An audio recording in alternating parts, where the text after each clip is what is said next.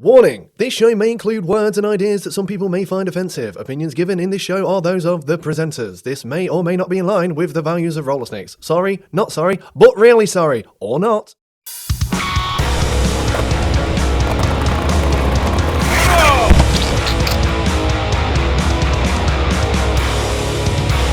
Good morning, good afternoon, good evening, or good night, whenever you're watching us. My name is Forde Brookfield. This is the second season of the Brain Drain Show with a bunch of special guests. But the first guest who's not a guest is to my left, and it is Toby Batchelor. Hello.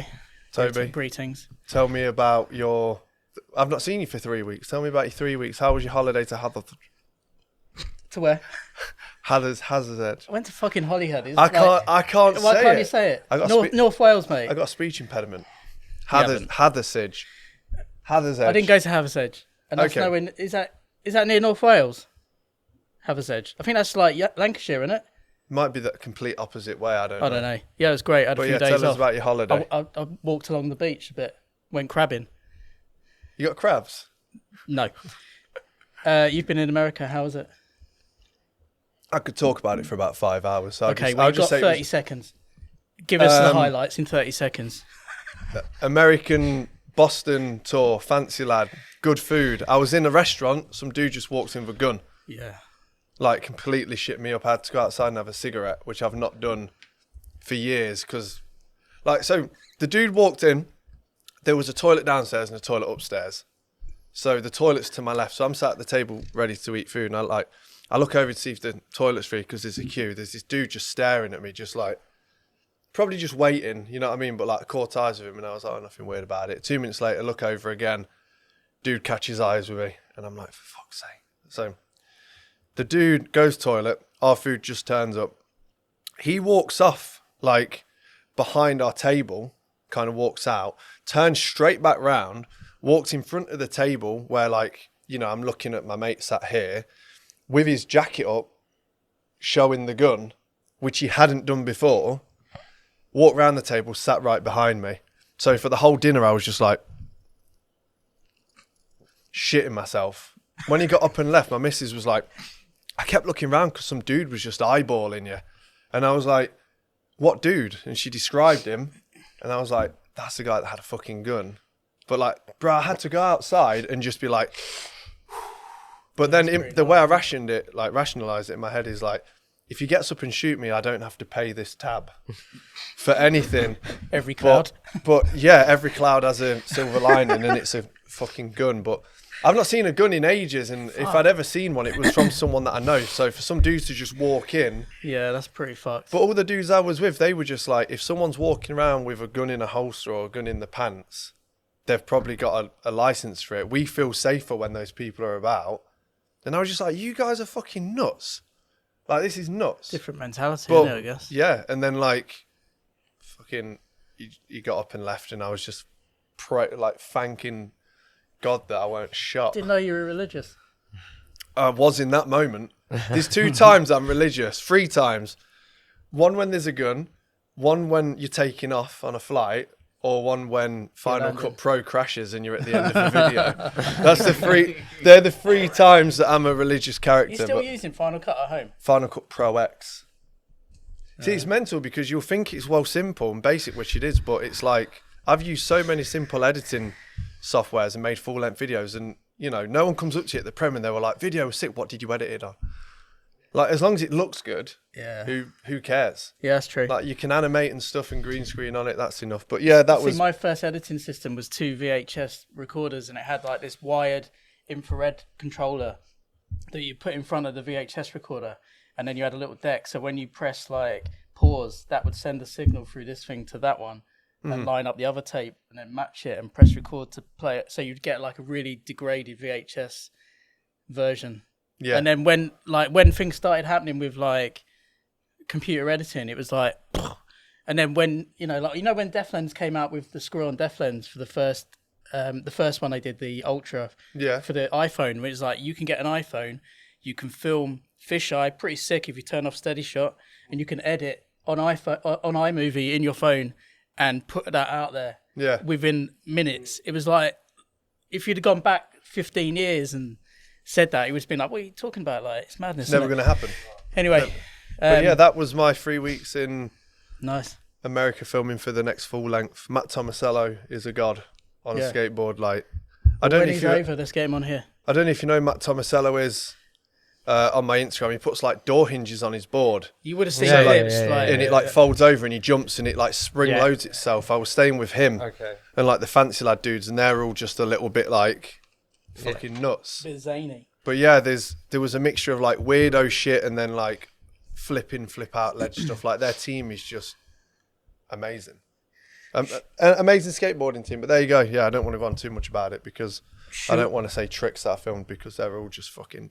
Yeah, mind-boggling. Well, how do you even what do you even call those tricks with the hinge flip? So, like, what the fuck? So the one that he does where he front side flips it, and then as it's coming around to the truck side, he hits his tail, flips it back over. He calls that a feather flip because it's so light. He just kind of like the board flips and he goes on the underside of the tail, pops it back round.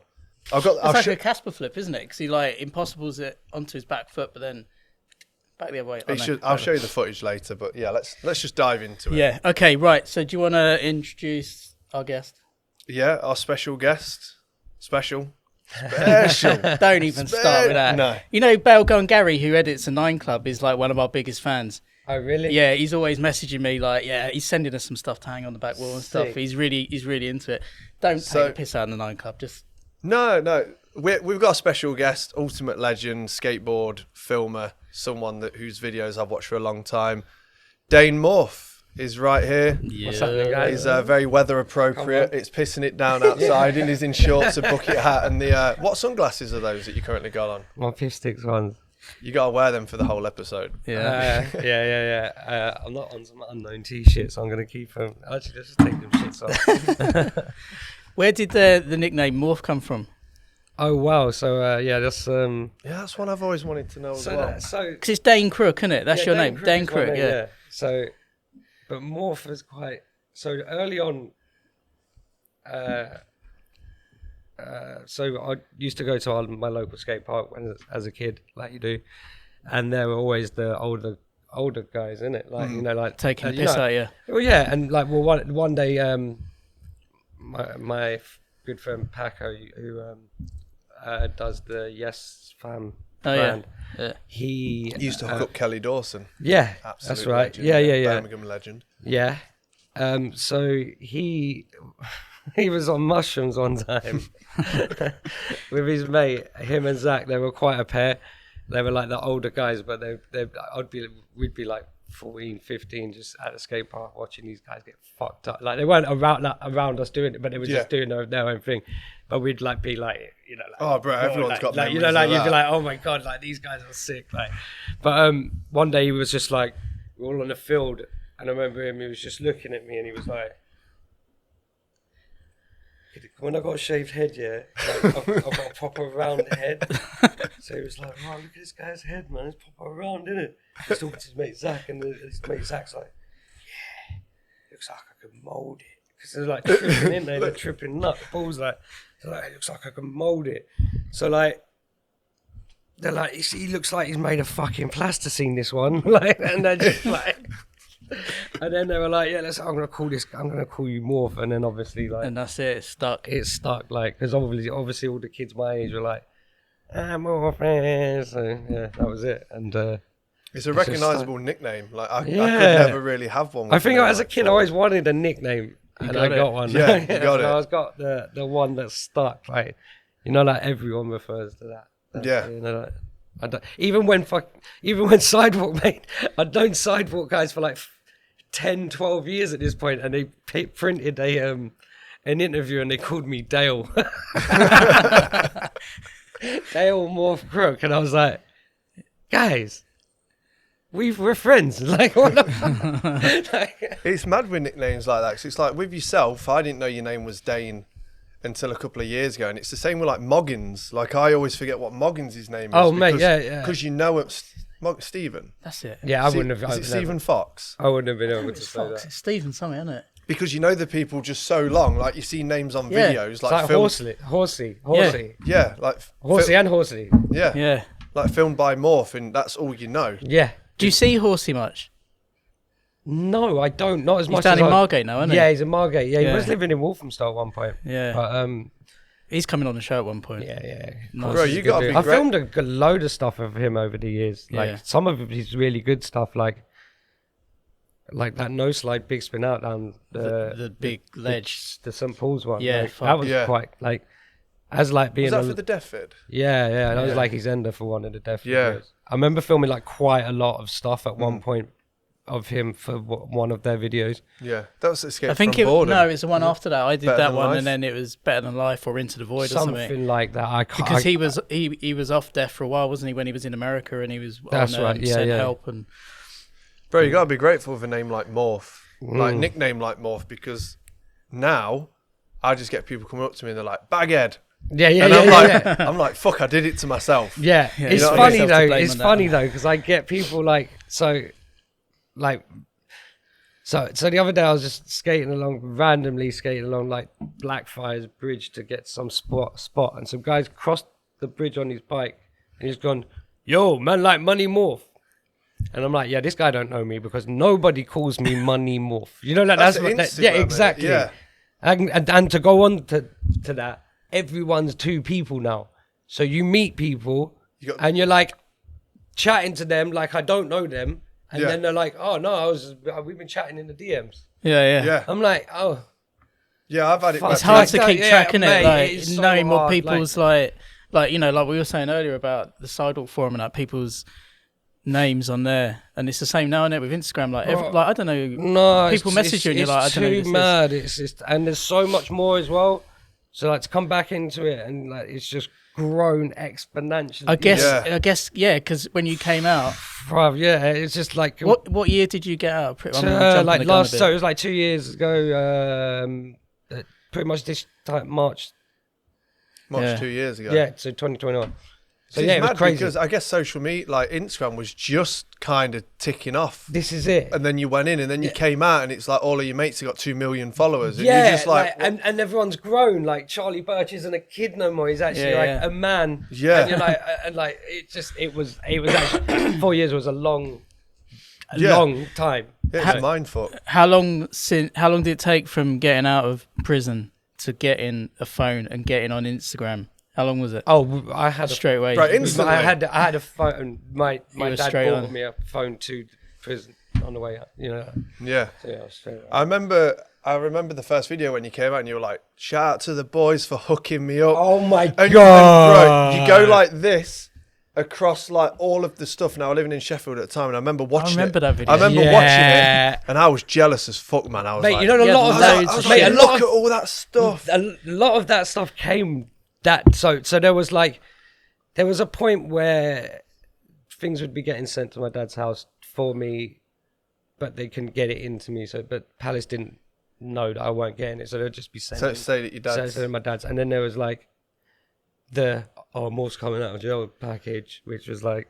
I remember massive. the video when you came And out then- and the people meeting Oh, and you. even on the day, I remember the day I must come out. We were at the house or whatever, and the doorbell rang, and there was like 4 big boxes, and I was like, "What the fuck is this?" What the fuck am I doing And they were this? all Nike. So hook up, big up Vaughan, man. And they were all like Jordans, and I was like, right, and big up Colin and Nike, and That's right there, like isn't it? whoever Yeah. actually done it. I think it was Brady. Asked Vaughan and Vaughan hooked it up, or whoever. Big up everyone, because But that must have felt banging though to know that you came out and those people Yeah. have got that respect Oh, for you mate, for what you've done. mate, it was crazy. It Because was- there's so many times we talk to people and like people think that filmers don't get the respect yeah, they it- deserve for the bro, filming that they do. Yeah, I'm a funny one like that because I'm kind of like, I don't know why. Like, it's sick that we get respect because Yeah. it is a skill. But I think filmers get more respect now because yeah, of yeah. instant. Yeah. social No, media, definitely. yeah. I was saying that the other day when I watched that Quentin and Dougie part. That it's like, it's almost now where it's like the same way like produced, but you know like how a music thing would be Yeah. like produced and like the producer gets just as much clout as the Yeah. person who's rapping on the tune or whatever the case. So it's kind of like that. Like you see, it's like Dougie and Quentin's video. You know, like It's a it's collective project. Yeah, as opposed to being just like, because videos just used to be like a skate video by. This is it, and I find like the full lengths as well get really mixed up. So like for instance, like you're not going to be able to watch the new Palace video and be able to be like, unless you're a super geek and for some reason know. Saying that it would be really hard for you to say, "Oh, Morph filmed that," and Austin filmed that, to and pick Brooks it filmed out. that. You know, like that, like. There's, unless you got in me talking in the background or something, you're not gonna know, innit? So things get misconstrued, and like that's a lot of like the reason why I like doing my own thing.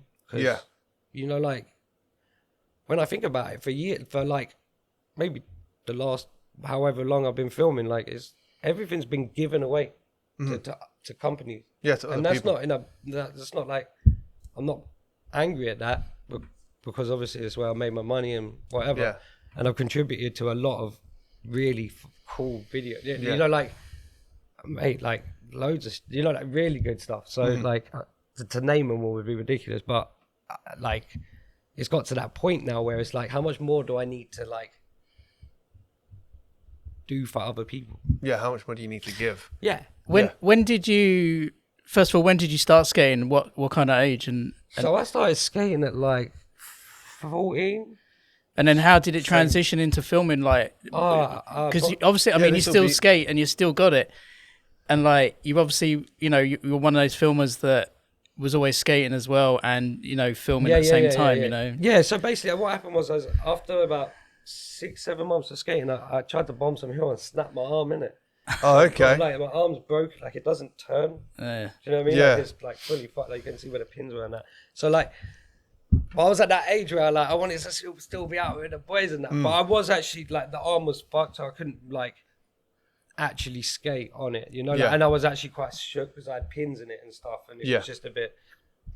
So I'll just come out and film in it, and then obviously I kind of like not lost my confidence, but I weren't trying to like do mad stuff in it, so I'll go out and just film instead. But obviously I still skated because we'd go to the skate park and. Naturally, like back then, I wouldn't waste tapes at filming at the skate park because I would be skating. So then, not like now you can just delete anything. But a tape was precious. Then, you know what I mean? Yeah, no, back then it was crazy because like what people I think don't understand is like, especially if you only had 3 tapes in your bag for the whole day. This is like I'm talking days where like I'm not paying for anything. I'm like 14. I'm using my dad's handycam tapes. You know, like that I'm going over and over with. Like even to have a computer that like. You could put the footage onto like was a mad thing back then. You know, like it was like that wasn't not everyone just had that. Like we were saying earlier, like with the phone thing, like you can film a video like iMovie the thing and then boom boom boom. You got it instantly now. Yeah, like back in the day it weren't that, innit? Like you know that's it. Bro, I'm glad that I don't capture anymore. I mean that whole thing where you get a glitch or something on mini DV tape and you go back over the tape and try and record through the glitch. Oh mate, especially with the VX1 with how temperamental those heads were and that. Yeah, no, it was like, you know, don't contaminate your tapes, don't put anyone else's tapes in your camera. Mate, we used to get so thing with that. Don't use Sony tapes if you use Panasonic because one's got a wet lubricant on it, one's dry. God, all of that, And those cleaning tapes never worked. I swear to God, they barely ever. They just rub it away. They used to grind down the heads more. Are you hungry, Morph? You want to get a little something now, or kids these days? I know it sounds like such an old man thing, but they don't know how lucky they are. Like having like a phone that can record 240 frames a second, slow mo, and like we've come from like 25 frames a second mini DV tapes. Glitching, Firewire, hard drives that were like, fuck. I mean, like, I don't know, like. I promised myself as a kid I would never be this old guy. Yeah. But I am this old guy, just like, oh, the old way's better. No, but you know, like, it is mad, because you know, like, for me, as a filmer, like, if I'm honest, it's kind of like, it's taken away, like, I feel like it's taken away a lot of the energy and like enthusiasm with people. Like I know when I went out with the camera back in the day, it was like, okay, we're doing our thing, innit? Like we're gonna perform for the camera, innit? Yeah, we're filming a video. But now it's like I'll just do it when I feel like it because my friend can just film it 4K on his phone.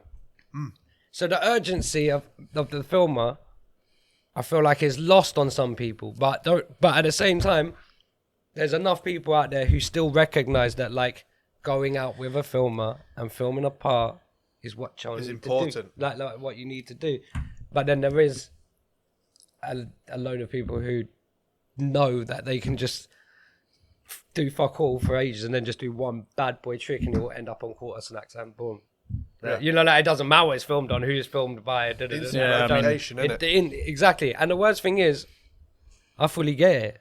But yeah, man. So I feel like the urgency on some people is kind of like, but we'll get through there. You know, like there's certain people who still understand that. Like, yeah, there's still people that want to film those. Yeah, I guess it's the people who are more into doing it the more traditional way. People who've got projects they're filming for and stuff like that. Yeah. This is sort of responsibilities with brands. But the worst thing I've had is when I was still on VX. I won't name who it was, but went on the train to a spot. Yeah. Called in sick. They said, "You're not sick. The manager's just seen you at the bus stop." So I quit my job. Train. I was on the bus to the doctors because it was so bad. Train to the spot, filmed the trick, got on the train. Guy texts me, "Can you send me that clip?" I was like, "Bro, I've not even left the station." It's a bit of an extreme case. Because you can film on these DSLRs now and connect Bluetooth to your phone. Like Timmy Garby does it in Sheffield. I've seen him film and go on his phone, and by the time I've looked at my phone, I'm like, because my mindset's still mini DV.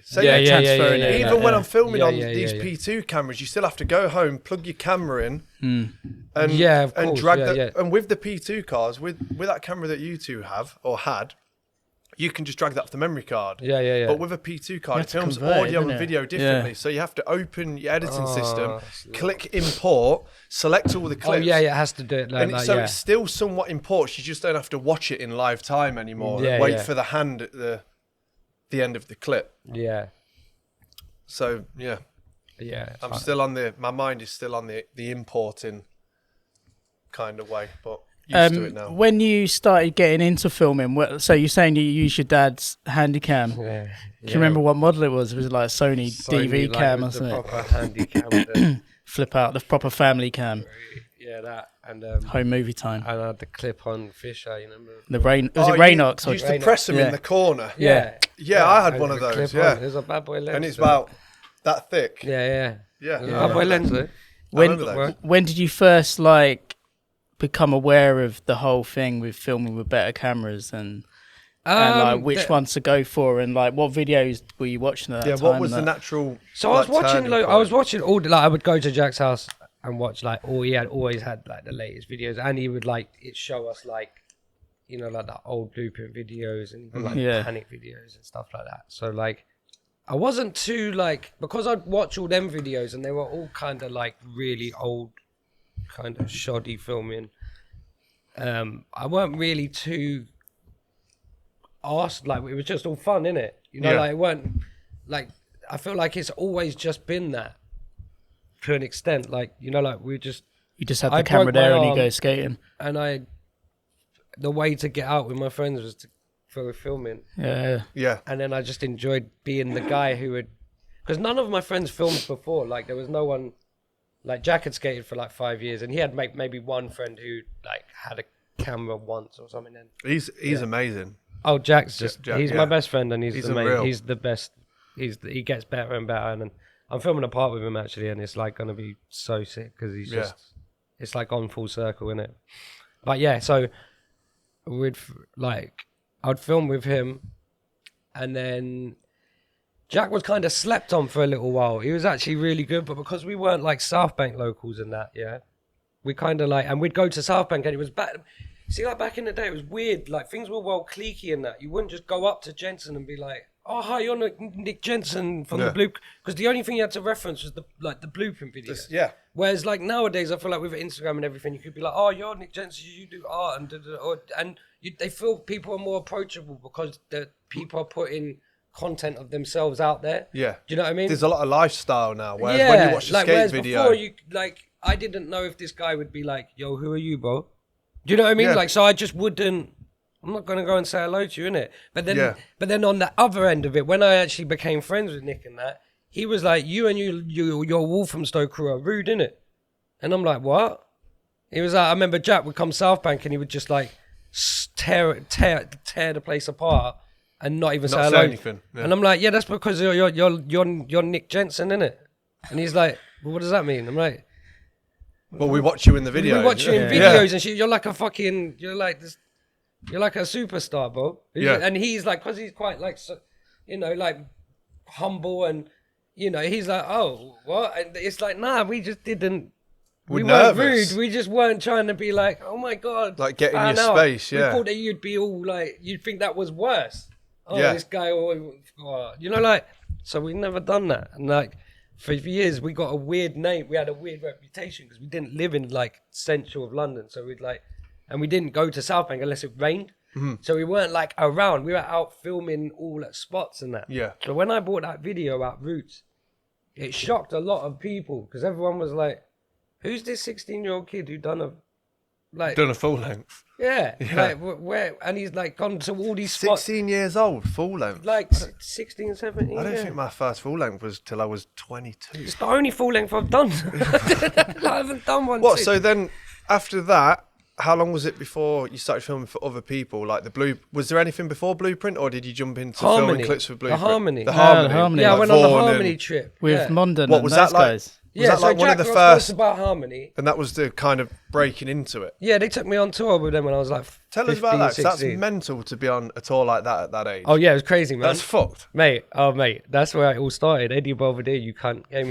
me an ecstasy pill for the first time.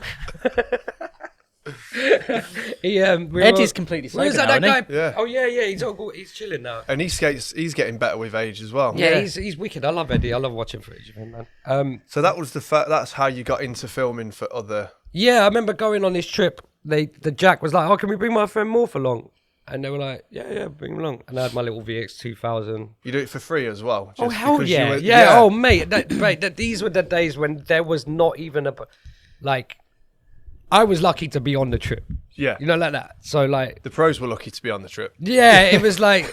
I'd done a few of them. I'd done a few Harmony trips, actually. I'd done one to Scotland. That was so sick. Yeah. The Harmony. Harmony, I liked that. I really liked the Harmony. I liked it. I liked it because they backed Jak. They were the first people to back Jak. And everyone in London never really backed Jak. It was like... because... like I said, everyone just thought he was rude, but it weren't because he was rude. It's just because he was so humble. They weren't going to, like... fan out on guys. Yeah. You know what I mean? So it was like... Bro, that's such a good example of...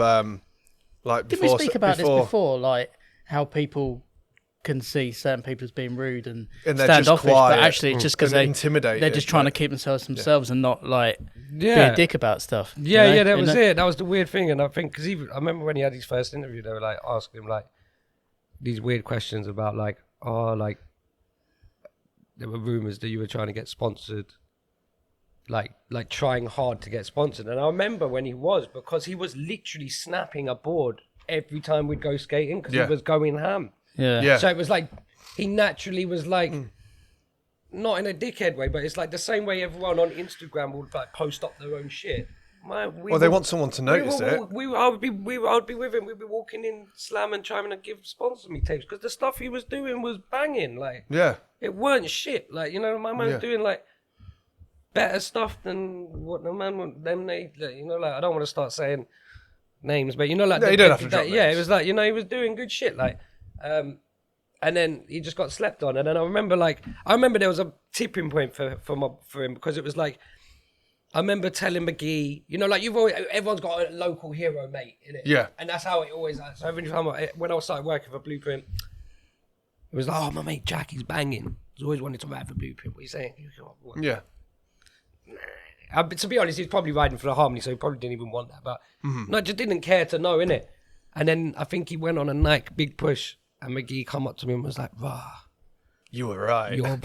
Your brethren Jak is sick." And I was like, "I done told you this for time." Like, and then he got on Nike, and he still rides for Nike. Still rides for Nike. Yeah, like I think, He still rides. Surely, like him and Joe Gavin are two of the longest standing I Nike think so. SB. Yeah, they've been on there such a long time. Hey, going back to that whole thing of like you only knew people in skate videos as opposed to like the personality side. When I was in Barca 11 years ago, like we was out there when Vaughan was out there a lot, Vaughan Baker, and he was doing Crew and Supra, and Kelly Dawson was getting Crew and Supra. Okay, yeah. And I was walking with my mate Sam, who used to run the boardroom in Leicester. And I stopped and I was talking to Vaughan, and I was like, yeah, good to see you. Like, you know, I'll catch up with you in like a couple of days, whatever, because he was going to the office. And my mate Sam was like, who was that? I was like, bro, Vaughan Baker. Yeah. And he was like, what? He's been one of my favourites for fucking ages. And I was like, how did you didn't not? recognise him. And he was like, how? I was like, how do you not know? He's like, he don't dress the same when he's cut his hair. Because all he'd seen him in the Harmony videos was like skinny fit trousers, shirts and long hair. Yeah. And this was like Vaughan with like straight leg, black t-shirt tucked in with a slick back. And he switched it up a lot. Vaughan was walking away and Sam was just stood there like, oh, I had his boards. Like, what the fuck? But that's Vaughan Baker was my first board. That was my first Blueprint Perpetual, the ones that smelled nice. Bro, I feel so... They smell nice. But they smell fucking banging, bro. Do you not remember? Hey, shout outs to the if you remember them Blueprint Perpetual boards. Bro, tell me, in the comment section, don't tell me you don't remember that. I put one up on the top of my cupboard, and like every time I'd walk into my room, it would smell of an air fresh Perpetual board. It was just like, I don't know what it was about that, bro. The scent of Paul Shire's shoes. Probably. Mate, it was weird. Like, all them boards had a nice smell to them. But yeah, my first board was a Vaughan Baker, and I thought his name was Vegan. Vegan Baker. Bro, I used to do loads of shit like that, like Gough Rowley instead of Jeff Rowley. And I remember going into casino in Leicester and being like Gough Rowley, and Simpson just being like Gough Rowley. And I'm like, what is it? Like, fucking hell. But yeah, I always feel really lame because I got into skating when I was 14, and at that time, like, Bam Destructo Adio Element was like the shit. Yeah. And I always feel like I missed the best years of Blueprint, because I only got into Blueprint when I was like 25, you know, really started watching it. Okay. And I'm 30 now, and it's like by that time it's done. And I watch it now, and even when they talk about Make Friends with the Colour Blue being one of their last and one of the worst videos, you watch that video, me and Toby talk about it, there's still videos now to this day that are not that standard. No. Of filming, editing and skating. Okay. You watch some of those videos and that's top tier shit. Mate, there's a lot of videos that still aren't doing. Baines used to go off in those videos. Yeah. Like Jerome went off in those videos. It wasn't just the skating; it was the whole. It was the whole way. of it. The way it looked, the way it was filmed. Bro, I wish that I got those bored. Like, I wish that I was more clued on. But I think just as a kid, you see American skating, the influx of that. Yeah. And skate more and flip extremely sorry. Like, you know what I mean? I think I got onto UK. When I got onto UK, it was like Death and Heroin, because I always like the freaks of dude in a balaclava skating a barrier. That's my fucking thing. Yeah. And then years later, I kind of went back and I was like, I'm going to watch a load of old vids. Maybe when I was like 24. And I was just like, fucking hell. Like, I moved up to Sheffield and, you know, like met Baines and everyone. Yeah. And I was like, fuck Baines, I'm going to watch some of his parts. And I was like, as if I've slept on this. Yeah. And I felt like a dickhead. Yeah, that is a bit mad. I felt like such a dickhead. Because, I grew up like watching them Blueprint videos, and I remember looking at that, watching Lost and Found at the premiere, and I was like, I want to film for this one of these videos.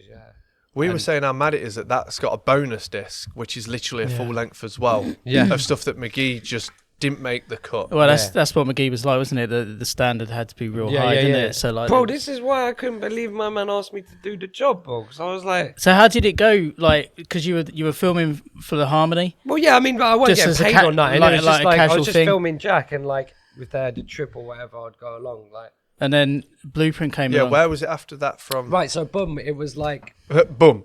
It was like this, So, and then tell us the story about filming a VX 2100 clip and saying it was a VX1 clip, because that story is good. Yes.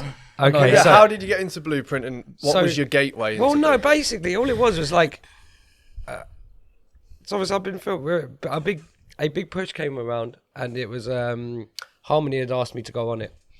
I was like, yeah, cool. Then McGee, we used to talk on MSN Messenger and other things there. Slack forum. Yeah. We was actually talking like on the Messenger thing. Like, he was like, I've got a problem. MSN. And I was like, what's that? And he was like, Ches is leaving. He's doing like Adidas job. He don't need to work for Blueprint. What anymore. a fucking legend Chez is Yeah, as well. yeah. Such Come a on. nice guy. Yeah, big up Chez. Because if he didn't leave, I wouldn't have. So like, boom. Thanks for quitting your job. Yeah. So he's talking to me, and I'm like, oh no, like, what are you gonna do? Like, he's like, well, I gotta find another filmer, innit? And I'm just like, oh, fuck, man. Like, I'm here. No, not at Was it all. I not? didn't, mate. Did not believe that I was anywhere near the standard that needed to make that cut. Because who else was filming for that? Well, Hold Tight London, Jake Harris, I there know was a Matt lot of- Hurst up in Matt Sheffield Hurst, was filming Jerome and Ian Bainesy. Passmore. There was a lot of other guys, bro. Ian Yeah. Passmore, Hold Tight Henry. He was quite close with Passmore as well, wasn't he? Yeah, Because they were. this is what Harrow he and- yeah. like basically was like the third filmer for Lost and Found. Yeah. So like there were all these other people. So I'm like, oh shit, like what? I said, oh, Hold Tight Henry would probably be your best bet, innit? And he's like, Yeah. no, man, I'm asking you. And I was just like, what? Why? And he was just like, Is this on MSMS? yeah. And I was like, what? Why? The old logging in and Yeah. out, in and out, in and out. Like, So he's like, because we want you on board, innit? And I was like, that's all right. banging though. Yeah, it was crazy. It was actually mad because they even done this thing where, like, when you go onto the website, it had this thing called, it had like a poster thing, and it had like a photo of me filming, and it said we got Morph, and I was like, Bobby, I'm going on like I'm a new pro. Bro, you were were Oh, we need to welcome to find the out. team for filming. Yeah, for filming. I've and I was never just- heard of that. But That's you know what's mad. funny? I will say this now, and I want to know, McGee, yeah? Was you getting at Mondon because he knew that I was going on the Harmony tour? You know, like on the Harmony trip. So in my knowing how McGee works, because he's tapped, he does funny shit, yeah? I can imagine him being like, I'm going to get at Mondon by doing this. With his little, his self going. And so I do question whether that was a genuine, like, yes, we've got more, or was it like, ha, fuck you, Mondon, we got more. So I'll ask you, when this comes out, if he watches it, he'll have to answer me that. We'll Yeah, upload yeah. it separately and we'll get like a good clip I out wanna of Have it. you No. got any good McGee stories? Any other ones? Oh, loads. I remember once, like, he just, like, he's so militant, innit? So, like, I remember once we was in Mallorca and Chewin that was playing with the football and that, and he was like, put the session killer back in the house. Chew's like, what? The He's session like, killer He back said, in put the... the session killer back in the house. And Chew's like, why is it the session killer? He's like, because every time the ball comes out, people stop skating and they start playing with the ball. Fucking hell. And that's amazing. so Chew's like, nah, fuck that, man. I'll bring the ball. I heard he told Grove one time he couldn't film him because he had colour grip tape on his board. He made him go and set up another board so he didn't have I colour grip don't tape. doubt. I didn't witness that, but I don't doubt that at all. I don't doubt he done that. But yeah, this time Chewy was like, "I'm not putting the ball away," and McGee's like, "All right, cool." Grabbed the ball and just booted it, like over these fences. Yeah, like, and we're in a Mallorca, innit? So it's like fields and shit. So he's booted it over this fence, and it's like in another meadow or some shit. Like, you know, like, so like, Chewy's picked up the camera bag and gone, oh yeah, and like held it over the fence where he's kicked the ball, and they're like having this standoff, and Chewy's like, go get the fucking ball. And McGee's like, no. And he's like, go get the ball. He's like, no man, I'm not going to get the ball. And he's like, if you drop that camera, Chewy, everyone's out of a job, innit? He's like, I don't care, go get the ball. And they were like having this like standoff for like Tarantino ages. stand up. And it was like, and then McGee was just like, oh, I'm getting the ball, but it's not coming out. You know, like, Proper dad mode. yeah, so he had to go and get the ball. And then he was, I can't remember if he got ball. But yeah, like there's some funny stories like that, man. Bro, Me you and have Mc- to do it sometimes. Oh, mate, I Like, get it. I get it. you know, like if you're filming a line and you've got someone's skating a ledge, you've got everyone sat in the background. Oh, do you You're know like, what I- that's cool. Like, I love it, but sometimes you're like, yeah, I have to do it a lot. I will move a bag. Like, Yeah, I bags need to out move of the, stuff, like, yeah, no bags I'm- in the roll up or roll yeah, away I unless need you to can't be like help that. it. I think that's just McGee's influence on me. That like even the other day I was filming a line and everyone was like, it was just like, you know, like bottles and packets of Chris, and it was like I had to be like, yeah, let's move this to that side. So I went, Yeah, as long as it's behind you, yeah. it's fine. Yeah, I think that's definitely McGee's influence. You shouldn't really matter with skating. Do you know what I mean? But I don't know, because I'm not that militant when it comes to filming. I'm like, Do you know Is what I what mean? it Like, is, yeah. Do you know what I mean? It's just filming skating. It's more about the skater, isn't it? Like, it's not All right, really little quick fire question. Going back to Blueprint, what's one of the fondest things you filmed for what video, or part, or? Oh, it's such a hard one Because there's a lot of stuff there. I really like. What's the maddest thing that you've filmed or seen or been on a session when filming with those guys? Smithy used to be a real gnarly guy to go Yeah. filming with. Like, in his prime, like, he used to kill it, man. Like, we'd go to handrails and it'd just be like 50-50, like a 12-step rail first try. And, like, like stuff that, like, I kind of never filmed before. Like, even when I'd filmed, like, some of my best mates or whatever, like, to go and watch someone, like, jump on a rail or, like, Even now, I'd barely film people jump down rails. This is Stuntman it, yeah. shit, isn't it? Like, that's not many people do Rashid. it. You know what I mean? The one dude out of a group of 500 people. Yeah. Like, I'd love to film more handrail stuff, especially like a big handrail fisheye at the bottom, 50-50 coming into it. But it's no one will get on a I handrail. filmed a good one recently. I'll show you afterwards. With Blueprint, how long did that last for? Was that Not long. I No. finished off the Make friends. Make Friends with the Colour Blue. I love that video. Yeah, I love that video. I was quite stoked on it because obviously, like, I finished it or whatever. But then at the same time, I don't remember it like I remember Lost and Found as like The Grail. Yeah, I remember that one. You know, Yeah. like the song, like Brady's song, will always like be ingrained in my brain. And like now, if I've tried to think of what Brady's tune was in Make Friends with the Colour Blue, I couldn't tell you. So like, yeah, as much as it's like It's that thingy song. Is it Poisonhead? Nobody No, loves no, me. that's That's in Make Jensen. Friends. That's for Jensen, yeah. no, that's Jensen in Make Friends. Make Friends. Yeah. Sorry, yeah. You want to know a fun fact about that vid? The song that Chewy skates to, that group made one song, and it was that song, and the only other person to use it is Cardiel in a fixed gear bike video in San Francisco.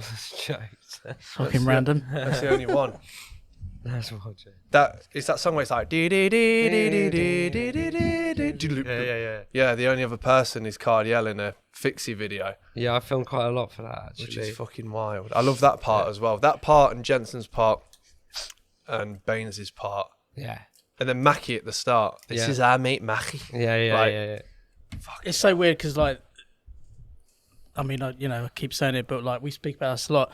The kids don't appreciate the effect those videos had. Oh, when they no. came out. That was There's our nothing- only outlet. Yeah, That there's like, nothing that You comes had out to now. wait for it. There was nothing else. Yeah. You weren't scrolling through Gram seeing content after content. It was like You waited for it, you didn't you? waited. You knew it was coming. But yeah, it's that's just the time. I don't think we're going to get back to that, are we? So Talking about videos, one that I watched recently. Have you seen the new Jamie Griffin part? He I does haven't. Hard flip, I hard, saw hard flip, late flip down the. I've the seen bits of London it. Bridge stairs. I've seen bits of it.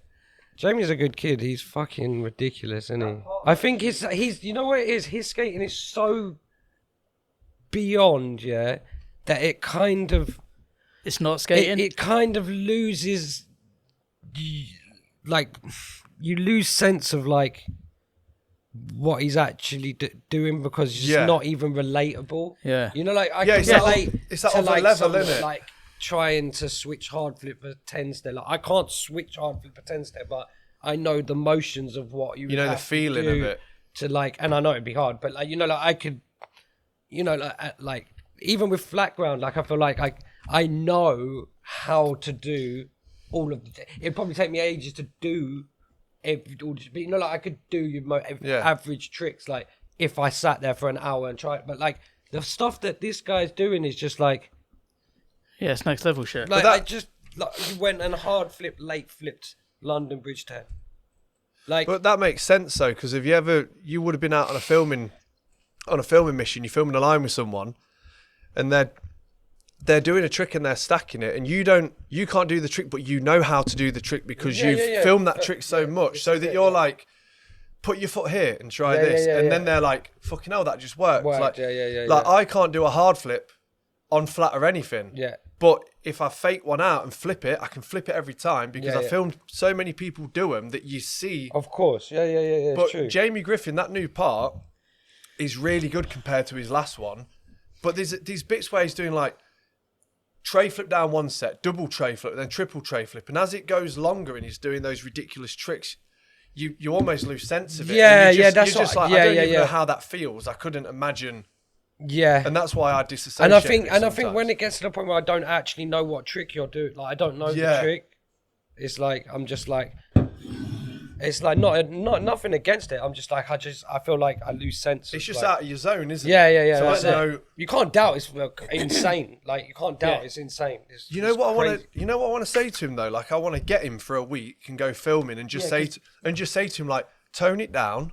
Yeah. Flip out of a ledge and just watch the reaction to that footage as opposed to like. But that's not fair to doing say a that back because tail and that's then his thing, isn't a it? That's what he quadruple does. Laser flip. He is technically minded, and that's why he was like when he was in Ireland, he was in his shed, wasn't he? Yeah. Practicing. That's what that guy is like.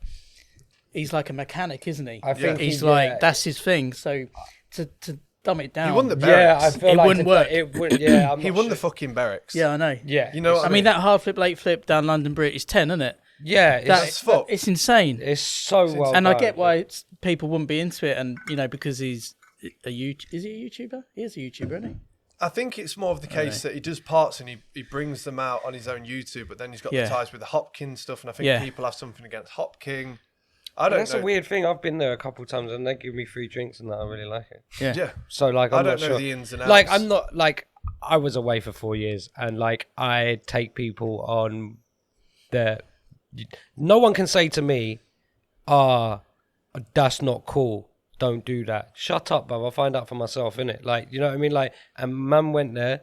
My man hooked me up with free drinks and everyone was lovely and it was a great atmosphere. Yeah. So what's there to hate? like, and there's a skate park in a bar. Like, I don't know, like, yeah. I had a skate park in my house. I thought that was pretty cool. Was that the mini ramp? Yeah, no one was talking shit on that. That was the sidewalk cover. like, as well, maybe there is reasons why people do, but no, I don't know. No one's specifically done nothing to me, and I'm not gonna like jump on some bandwagon and be like, oh fuck, hate something when they've been sound to you. Why am I gonna do this? To go off track whilst it's on my mind, I want to talk about that mini ramp because you like, was it Elephant and Castle? No, that it mini was in ramp? Clapton. Because there was a sidewalk cover of that, right? Was it Penny? Yeah. You had some fucking guns skating that ramp, right? If anything, I was kind of not gassed. I wasn't that gassed on guns, to be honest. Like, I'll be real. Like I don't know. He's not my generation. So like, Yeah. as bad as it sounds, I just kind of was like, not as gassed as like when I had Tom at the house. You know that. But don't get me wrong, it was sick. We got him like in a Yes Fam t-shirt. That's what I mean. You had some fucking good people skating that. It got to the point where it's like, if you come to London, you didn't come to the castle. It was like, did you come to London? You know that, especially like big teams and that. Like, right, there was. We had some funny people come through there, man. Was it the cover? Was that the one with Penny? To fake you, and it's with all the other flip guys. Everyone sat on the sofa, with pizza boxes and magazines. Mate, so all that cat was because we were at. We need to dig these covers out so we I've can. got it. You can just type in Tom Penny sidewalk and it comes up. I think we were just at Tottenham, the DIY spot, and it just started raining. So we were like, oh shit, and Kev was like, oh, can we go back to the castle? And I was like, yeah, I guess so. So I rung up Biko and Karim and whoever lived there. And I'm like, oh yeah, I'm coming back. But like, I've got like 20 people with me. And they were like, who? I was like, oh, flip team. Like, oh. Really? What? Like who? And I'm like Penny, like flip team. Like everyone, dude. Tom Penny. The like good flip team. everyone and their nan. Like literally. Yeah. Like it was crazy.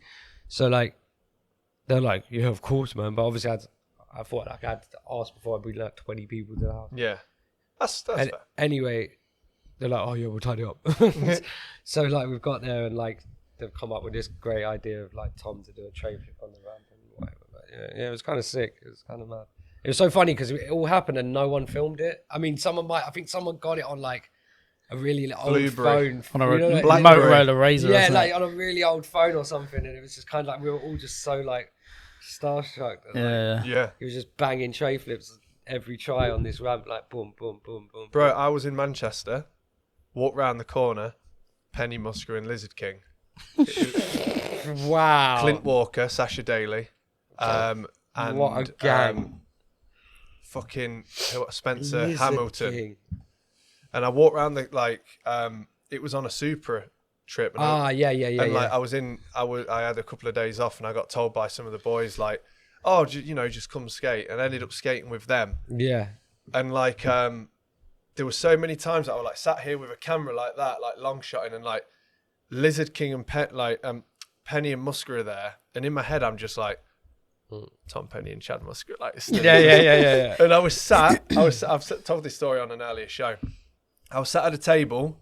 There's like Penny, Musker, and Lizard King, and Supra's paid for dinner. Yeah. And you've got like Leo and everyone else on the table, and I'm sat at the table with. I just got a seat as quick as I could. Yeah. And they all sat down, and I was sat there, and I FaceTimed my mate in Berlin, and I was like, I'm with Tom Penny, Chad Musker, and Lizard King, and it's in an early episode, and I go like this, and Musker's just like, yo, and I turn it to Penny, and he's just like, and like Penny got up, walked over to his missus, leaned over, picked up all of her food, and just like walked off.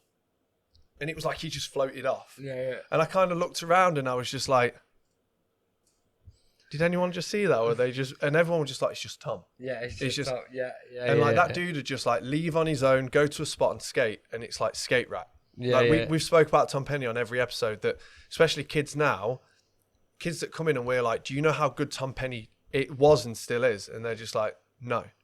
And it's like hardly any of them have heard of him. You watch him skate, and it's like, it's so hard to explain to someone that doesn't skate or that hasn't seen him, but it's just different. Yeah, it's just completely different. Yeah, I've filmed him and that, and it's like, it's crazy. Because you did the Albion vid as well, right? Yeah. So that was Shall we talk about that? Yeah, Albion was a banging video. That was a good vid. I mean, I was only one of 3 people who filmed it, so like, was it you, Ryan, Kev? Yeah. So like, that's a trio though. Listen, that was a good video, and I think it was in that time where full lengths were like not getting the love that they used to get and things like that. But like, I watched that video back now, and it's a banging video. Like, I don't care what anyone says. Like, and it's not because I filmed for it or whatever, but. No, but you can appreciate everyone's work in it. Yeah, 100%. You know, you can be proud of your own stuff and it not be bullbagging. Yeah, no. And because I'm only a third of it anyway, it's like, and just it's only good because the skating's good. It's not because like we filmed, like we did film it good, but like, you know, it's because the skating is the people that are in it. Yeah. Like, it's good to have a Jak part, to get a part of Karim. Yeah, Penny was in it. Who else was in it? Like, Ben was in it. Ben was in it. Yeah. Ben and Horsey had a shared part. Yep. It was a good video, man. It was a good video. I've still got it. Yeah. Very good video. So yeah, I was proud of that one, actually. Did you ever contribute anything to like any sidewalk vids? You know, what was the last one they bought out with a grey cover, and they had a bonus disc as well, a bonus DVD. Yeah, what video was that called? Sidewalk. What, In Motion? In Motion. They had another one. Another one, yeah. Which is apparently quite a relic for people. To I didn't know that. In progress. In progress. Yeah. I've seen that. Yeah. Did you contribute to that as well? Yeah, I'm pretty sure I would have filmed some bits. Yeah, I can't remember exactly. I think the main question is though, Morph. What's your favourite UK video Of all time? Yeah. Not that you filmed for. It can be, you know. I think it would be Lost and Found. Or I really liked all the Blueprint videos. I really like, and then obviously if we want to talk American videos, I really like Static. Too. Oh man, yeah, I've got that collection. Man. Yeah, it's so good. I mean, I start getting lost on the 3 and 4. Like, you know, like it all starts blurring into 1. 4, yeah, a big like, box set. Yeah, but like 2 was like, for me was like Did that have London the Ricky part. Oyola part. In Yeah, it as well? it's just that London part for me. It just like, because it was filmed by Massey. Yeah. Like rest in peace Massey and that, and like it just, the song was just like, I just loved that part, man. Pullman was in that one as well. Yeah, Pullman like done some sick stuff. Like, he nearly no complied the London. I know, I was there that day as well, and he like rolls away and puts his hand out. I was there that day actually, because when he kind of like came back around, I don't know if you know or if you do or don't, with the last vid I did, like he had like a little 2-minute kind of Chris Pullman part in it. And people flew off the fucking handles. You know, when I uploaded, I can tell you right now, when I uploaded the first clip of him, he was like running on his board. He like did this hand flip and got the other side of his board, and then front no comply and does like the fakey no comply Biggie Manny. Yeah. When I put that on Instagram, that was the first clip I put that on Instagram, and that clip got 30,000 likes, not plays before the whole real shit. Yeah. Likes, and after that, all you can still do it to this day. Any Pullman footage, like people had, because he just disappeared for ages. Yeah. And I love that guy. I love watching him skate. It's proper like. Yeah. He's good. You watch his footage in like the static vid and everything. He's early heroin videos. Always skated the same. Yeah. Always skated the same. Yeah, man. Yeah, he's got a really recognisable style as well. I love even that. Like 50-50 up on that handrail, like upstairs from South Bank, he does up against the wall, the static thing. Like, it's like, the fuck man doing 50-50 on the handrail. Like. Did that have a Shire part in it, number 2? Yeah. Yeah, that was the one where it had like him and Kenny Reed doing the like postcard thing. Was it called The Invisibles? Static to the Invisible. I think it was Static. One of them was, wasn't it? Is that the part with Soy Pandey in it? And he skates to Tears for Fear. I think that's free. It's the.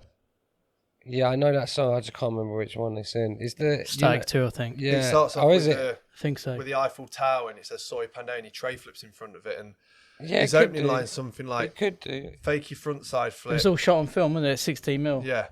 Was and it then 16mm? He like flip nose manies that long ledge and moves his foot into nollie tray position. And that's one of my favourite opening lines is that. Oh shit! Yeah. Fucking love that. And Quim Cadona's part in the latest Static vids as well. Yeah. Like Quim Cadona's so sick. Yeah. I love Quim Cadona. He's fucking rad. He gives me Karim vibes. That guy. Yeah. Like, just wild and just like crazy.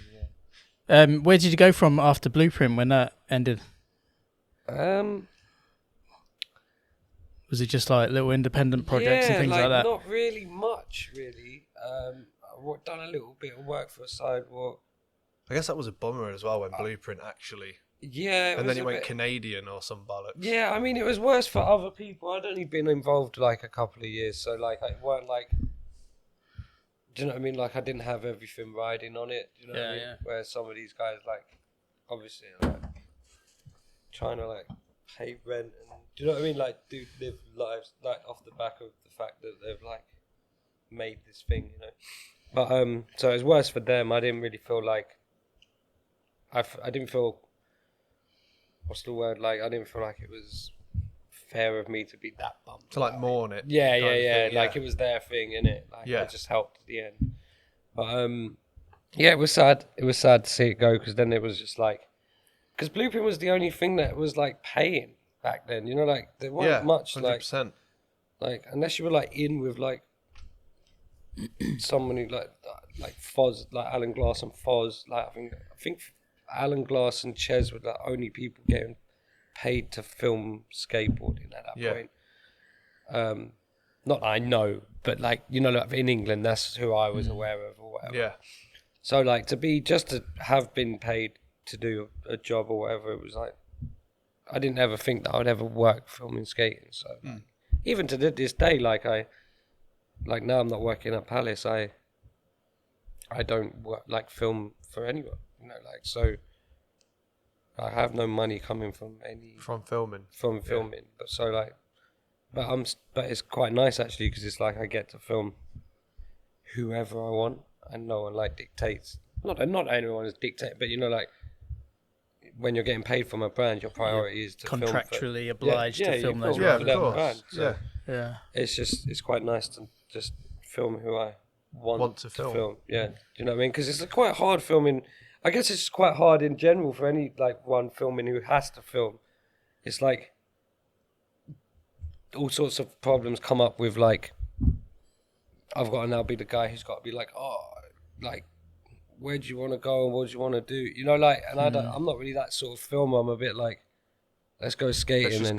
Let's just go skating and see what goes on. But that's only because I've like grown up skating with like Chewy and Jak and all of them lot.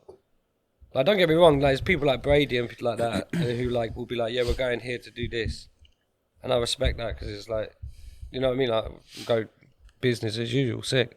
But I met Brady for the first time 2 months ago in the Palace shop. I went to see Matlock. Okay. I was talking to Matlock and he came in, and he was I gave Matlock a load of like Baghead Satan stickers. Yeah.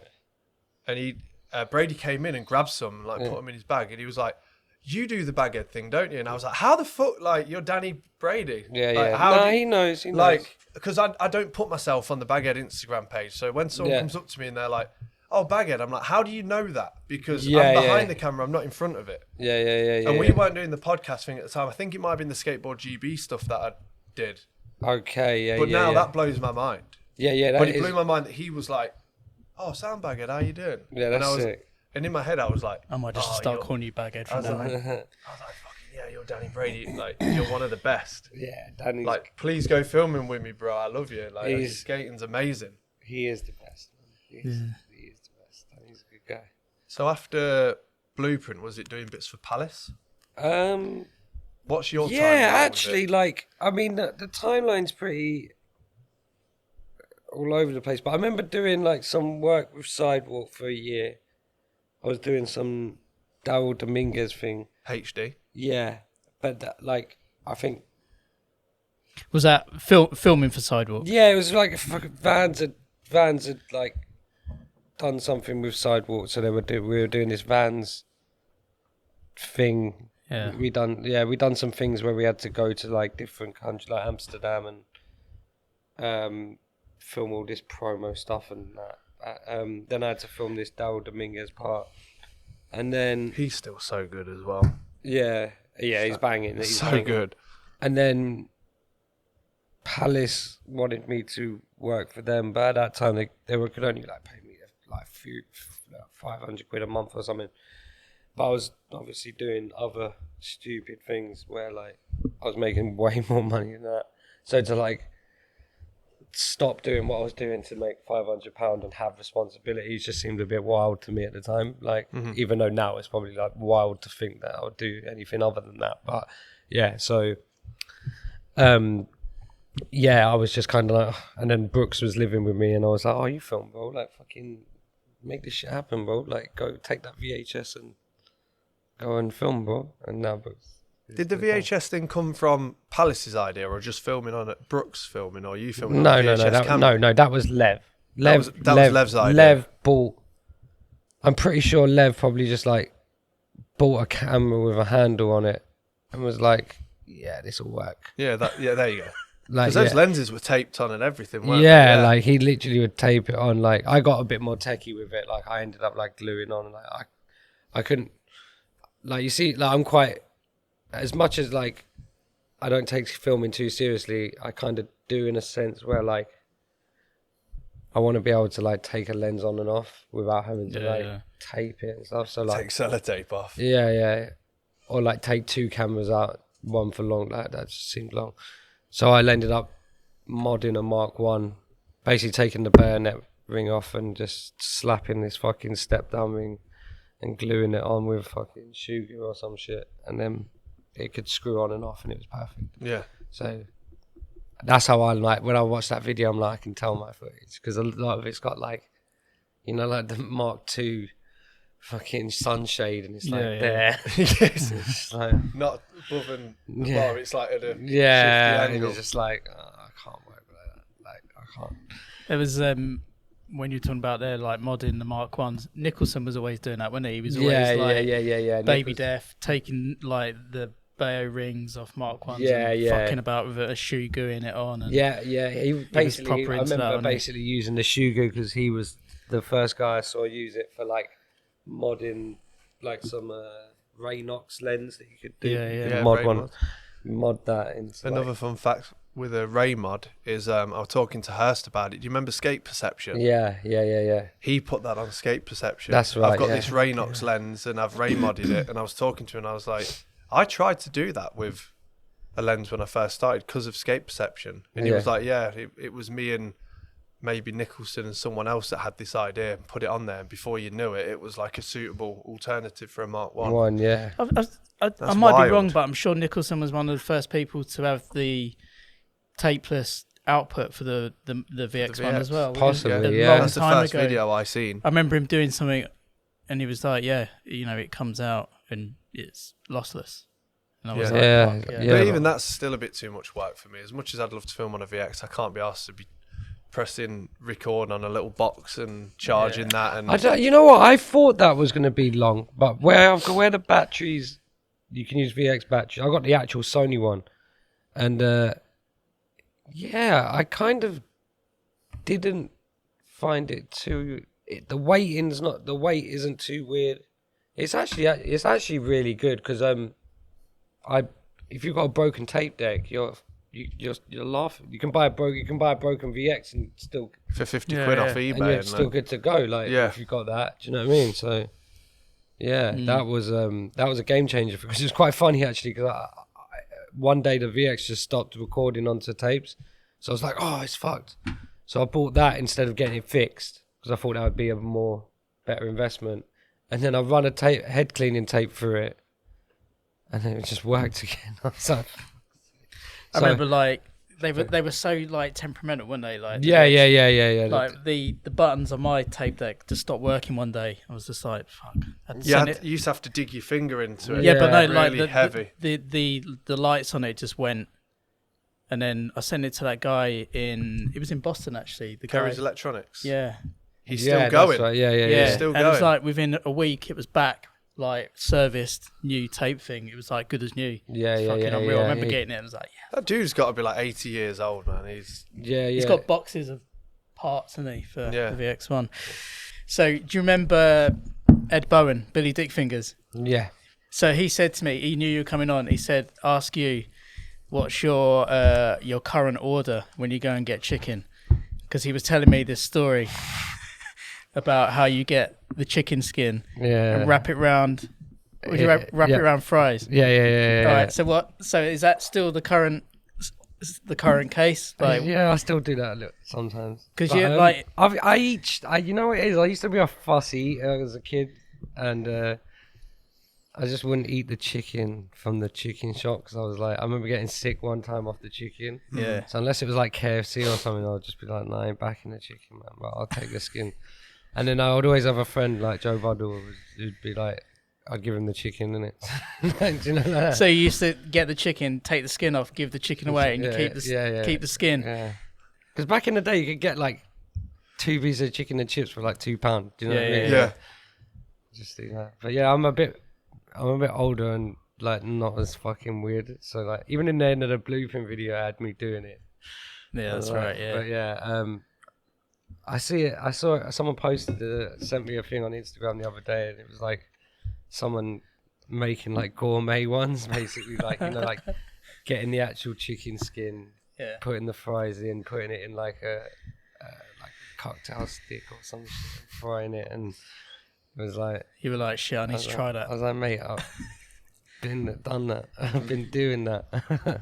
I know you don't want to talk about prison time too much, but going from that kind of diet to prison food, how was the transition from? Oh, it was hard, man. Because what's on the menu? All sorts of shit, bro. Like minced meat and rice, and every Friday there was like fish and chips. That was good. Sounds like my boys' school. They do that every Friday. Yeah, but it was like the worst fish and chips ever. You know, like. But it was quite hard actually. I was lucky in the second year I went to another jail, another man. They had toasters, so people used to use the industrial toasters to cook.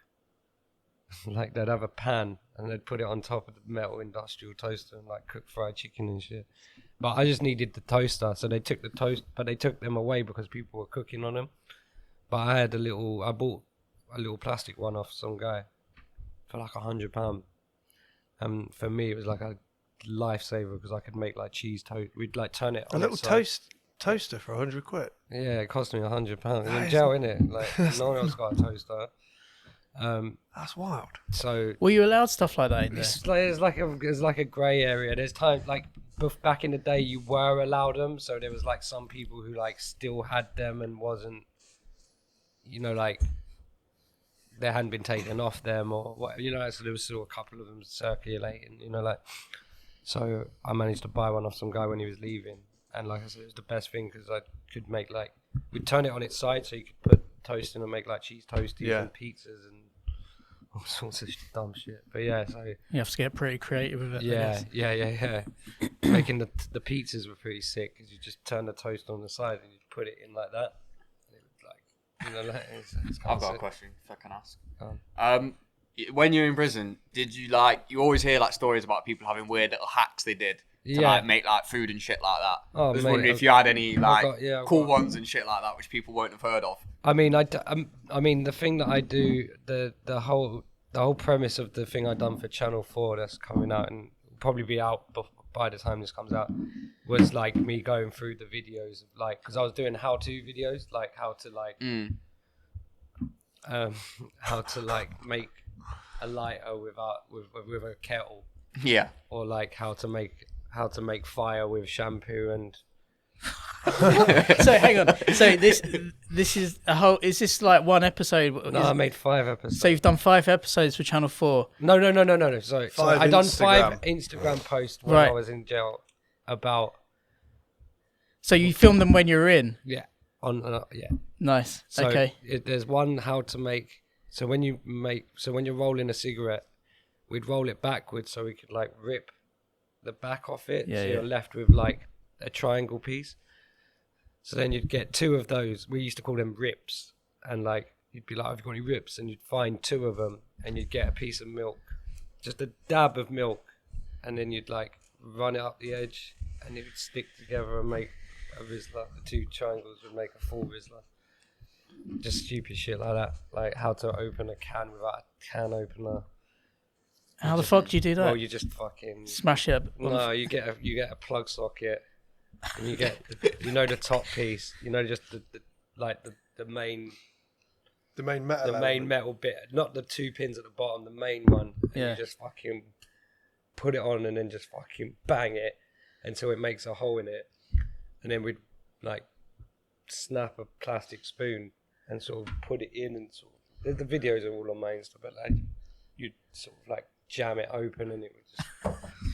I filmed the guy doing them because I didn't want to ever get caught, and put my face on the Instagram. But it was they were quite funny. There was a few of them, few how-tos. There's loads of hacks, man. Yeah. Like the shampoo one is crazy because you get like a spoon, and you get either wires. Well, you'd get 2 wires, so you put them into the plug socket, and then you'd get a plastic spoon, put shower gel in the spoon, and you'd put one of the wires in the shower gel, and you'd have to have like a tissue in your mouth like this, and you'd like hold the spoon, and you'd have one of the wires in the shampoo, and you'd get the other wire, and you'd like touch the shampoo, not the other wire, but just the other part of the shampoo, and it would go and start sparking, and you'd have to hope that you could like. You'd have like a frayed bit of tissue like hanging out the end of your mouth. You'd be doing that, and it would like hopefully catch a light, so then you could light your cigarette or whatever the fuck it is you was making. So, but yeah, just That's mental. from shower gel. Gonna have to film you try that at home. We Mate, need to do that. like even like distilling vodka and stuff. Like we'd used to break the kettle and then like use the kettle element to cook the wine, and then it would like make vodka and shit. So like, It's mad. That's crazy. Start a life hacks channel. Yeah. I mean, I did actually. When I came out, I bought because when you're making like hooch or any alcohol, you use the last piece. Like it's almost like making bread. So you use the last bit of your last batch to start off the next batch. Mm-hmm. So like all major like brands will have like their kick that's come for the kick. That's what we call it, the kick. It's like the sludgy bit at the bottom, and that. So like even brands like Hennessy will use the same kick that they've used for like however long they've been going. Yeah. So I brought some out with me in a Lynx bottle. So when I came out, I had this kick, which was just the yeast from my batch of stuff that I'd been making inside, and I've still got it, and I've made vodka from it since. So now Is that why you were branding Piff Stick vodka? Well, no, I had Golden Crook vodka. That's it. I knew you. Yeah, I saw that. I remember seeing. When I first came up, everyone wanted to know what the drink I was making in jail tasted like. So you made a batch. So I made a batch, and it was exactly the same because I used the same kick from inside. And then I even had like distillery companies coming to me and being like, "The story you've got is amazing. we want to run with it. And I was like, mate, I've been out of jail like 2 months. I don't want to like have a alcohol company. You know, I just like allow it. But yeah, it's something that I could probably pursue at some point because I've still got the kick there, and it's still like, so the origins are still that's the real marketing thing there, isn't it? Yeah, like the origins are from jail. Like, like literally, like if you want, that's the ingredient right there. Like that's the thing that keeps it what it is. Yeah, makes it that. Like, because most alcohols are just vodka. Yeah. Until they barrel it up, and then you know it changes color in the barrel, or they char the barrel, or whatever. Most of it's just vodka until they do all these other things to it to call it, to make it Hennessy or whatever. You know what I'm saying? So my thing was just like, it was almost like colorless black brandy. You know, because I hadn't aged it or anything. And in fact, I've got a barrel at my house that I've put, I think, 1 liter into, and I'm gonna drink it on the day that I come off probation on the 20th of December this year. So I've got like an aged barrel batch of Golden Crook just sitting there. Just such a good name as well, isn't it? Golden Crook. So good. It's because did you do like wax seals on it and stuff like that? So I remember seeing it. Yeah. So like the whole thing come from was like, because my granddad used to be an artist, and he used to sign off his work with a shepherd's crook, and the golden bit comes from is because we used to use orange juice in jail, so it was like a goldeny sort of like wine. It was like a golden coloured wine that we used to make, and then you distill that, and the vodka would come from that. Yeah. How much were you making at any one time when you did any kind of like? Right, so I had a rotation at one point where like I was working as the cleaner, and I would. So the gubs would never go near the bins and things because that's our job to clean up our own mess, isn't it? Yeah. So because I was a cleaner, my cell was like right in line with the bins, so I could look through the crack of the door and I could see if anyone's fucking with the bins. Yeah. And because I was the cleaner, I was the only person going near the bins. I was the cleaner for that landing, so I would just load up the bins with like drums. And because I was working on the server as well, I had access to like 5 litre drums of like washing up liquid. So I would like wash them out, fill it up with hooch, and I would have 4 in the bin.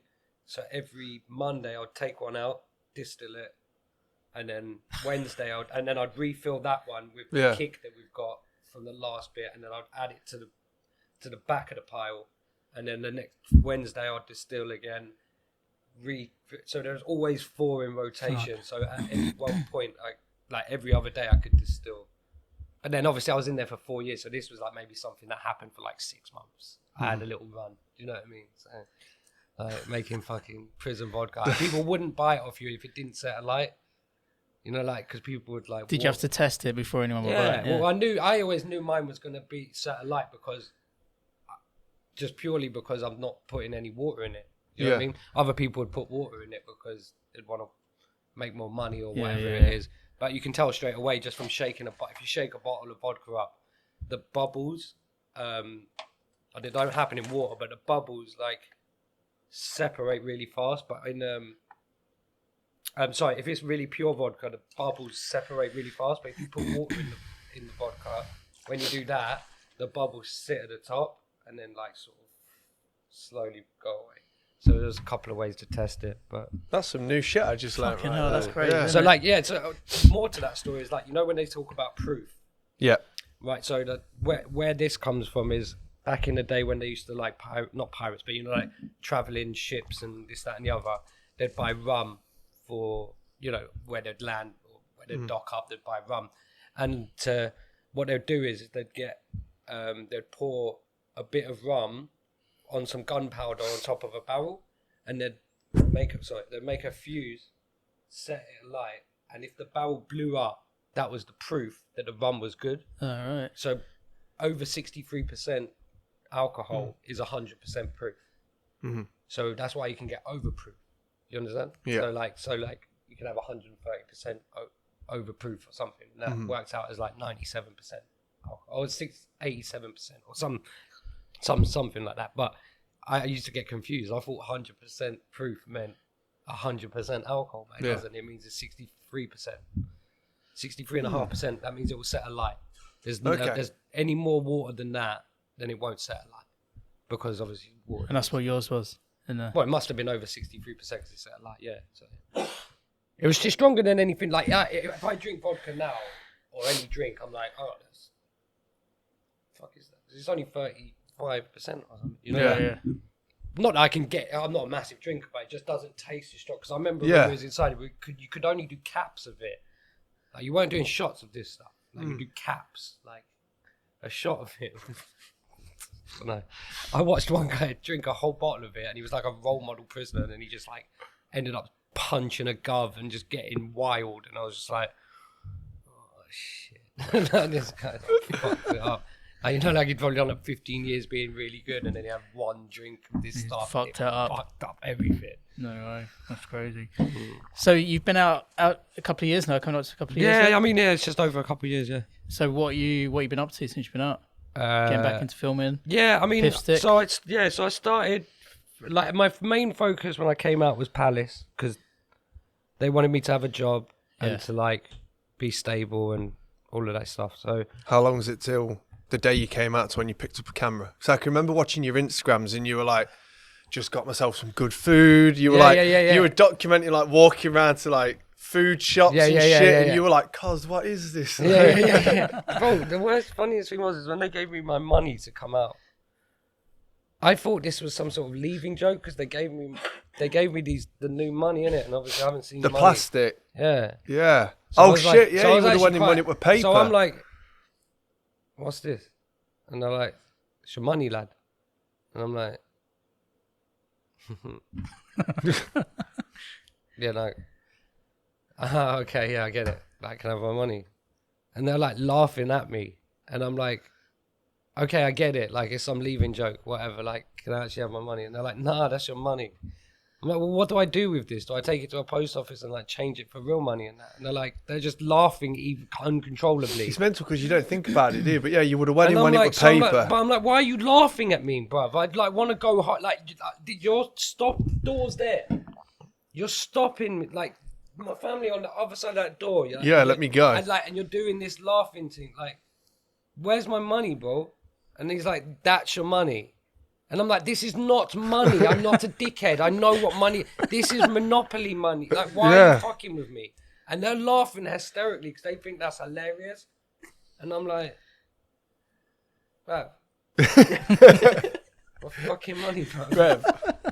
and then I walked off, and then I walked off, and like there was, you're with these bags that are like see-through. So I've walked out.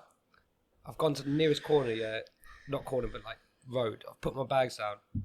I had a look around. I can see like Jensen, my dad, Kev Parrott, Jak.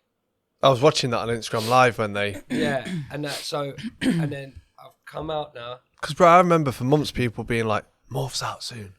Is it like that? Yeah. Because I didn't see any I remember of this like people on Instagram like counting down the days. Oh, like, wow. I seen loads of shit. Like people were hyped. Oh wow, it's funny because I actually had like 6 weeks left to go, and then I asked for some days back, and they were like, "Yeah, okay, we'll give you some days back. You're out Thursday or Monday or something." I was like, "What?" Some days back. What do you mean? Basically, because I got loads of extra days. You're allowed to, if you go 6 months being good, you're allowed to apply for some back. You actually allowed to apply for 50% of them back. By this point. And is that where the whole like you get 10 years but good behaviour you're out in 6 comes from? Because days back. To clear that all up is when you get sentenced, unless told otherwise, unless you like get a life sentence, you're doing half of your sentence.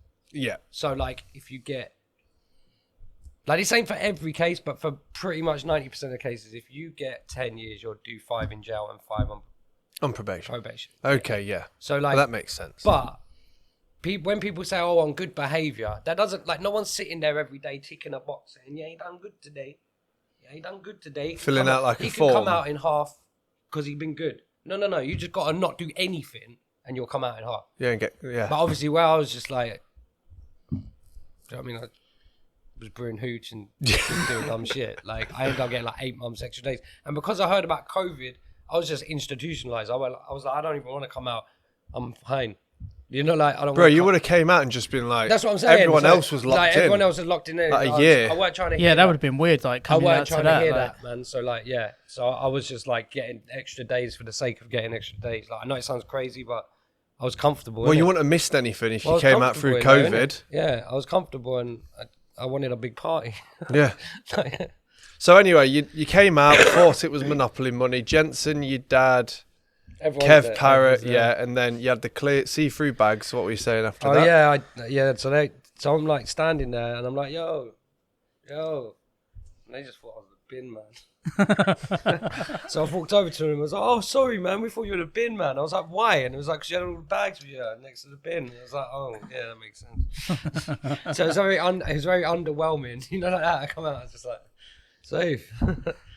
And then I went to go Burger King. No, sorry. I went to go buy some tobacco. And some woman was like, I was like, are you in the queue? She's like, yeah. I'm like, well, do you want to scoot up a bit then? She looked at me like, what? And I'm like, well, there's a big old gap in front. Like, you in the queue? She's like, yeah. And I'm like, okay. So like, I'm standing behind her now, yeah? And she's like, what are you doing? And I'm like, I'm in the fucking queue, man. What do you mean? Like, and she's like, you got to be 2 meters away. And I'm like, what? Oh yeah, Yeah, so I'm like, what? And she's like, get away from me. Where's your mask? And I said, fuck this. I walked outside. I said, Dad, go and buy me some tobacco because I just can't do it. He's like, what do you mean you can't do it? I was like, I just go and get it. I can't. It just ain't working today. You know, like I need to learn some shit. It's crazy. It was one of the first days you came out, weren't it? Where you went to like KFC or something. Yeah, I went straight to Burger King. Yeah, and it was shit. I was like, well underwhelmed. I was like, thought I was gonna like, you know, like, be like, oh my god, Yeah. it tastes so good. The grail, chicken grail. Yeah, Oh. I had a chicken royale and everything. I was just kind of like, I thought it was gonna be, you know, like, I thought it was gonna be amazing. It was just like, but yeah, and then so Palace had me for a couple of years. We'd done this Beta Max video. I helped them finish that. I'm not currently working like on the books with them anymore. I'm just doing my own thing now, really, the Piff Sticks thing. Yeah. Trying to get that going. I've turned it away from the whole like vape thing. Like I still sell vapes and stuff and but I've tried to like turn it into like my content site.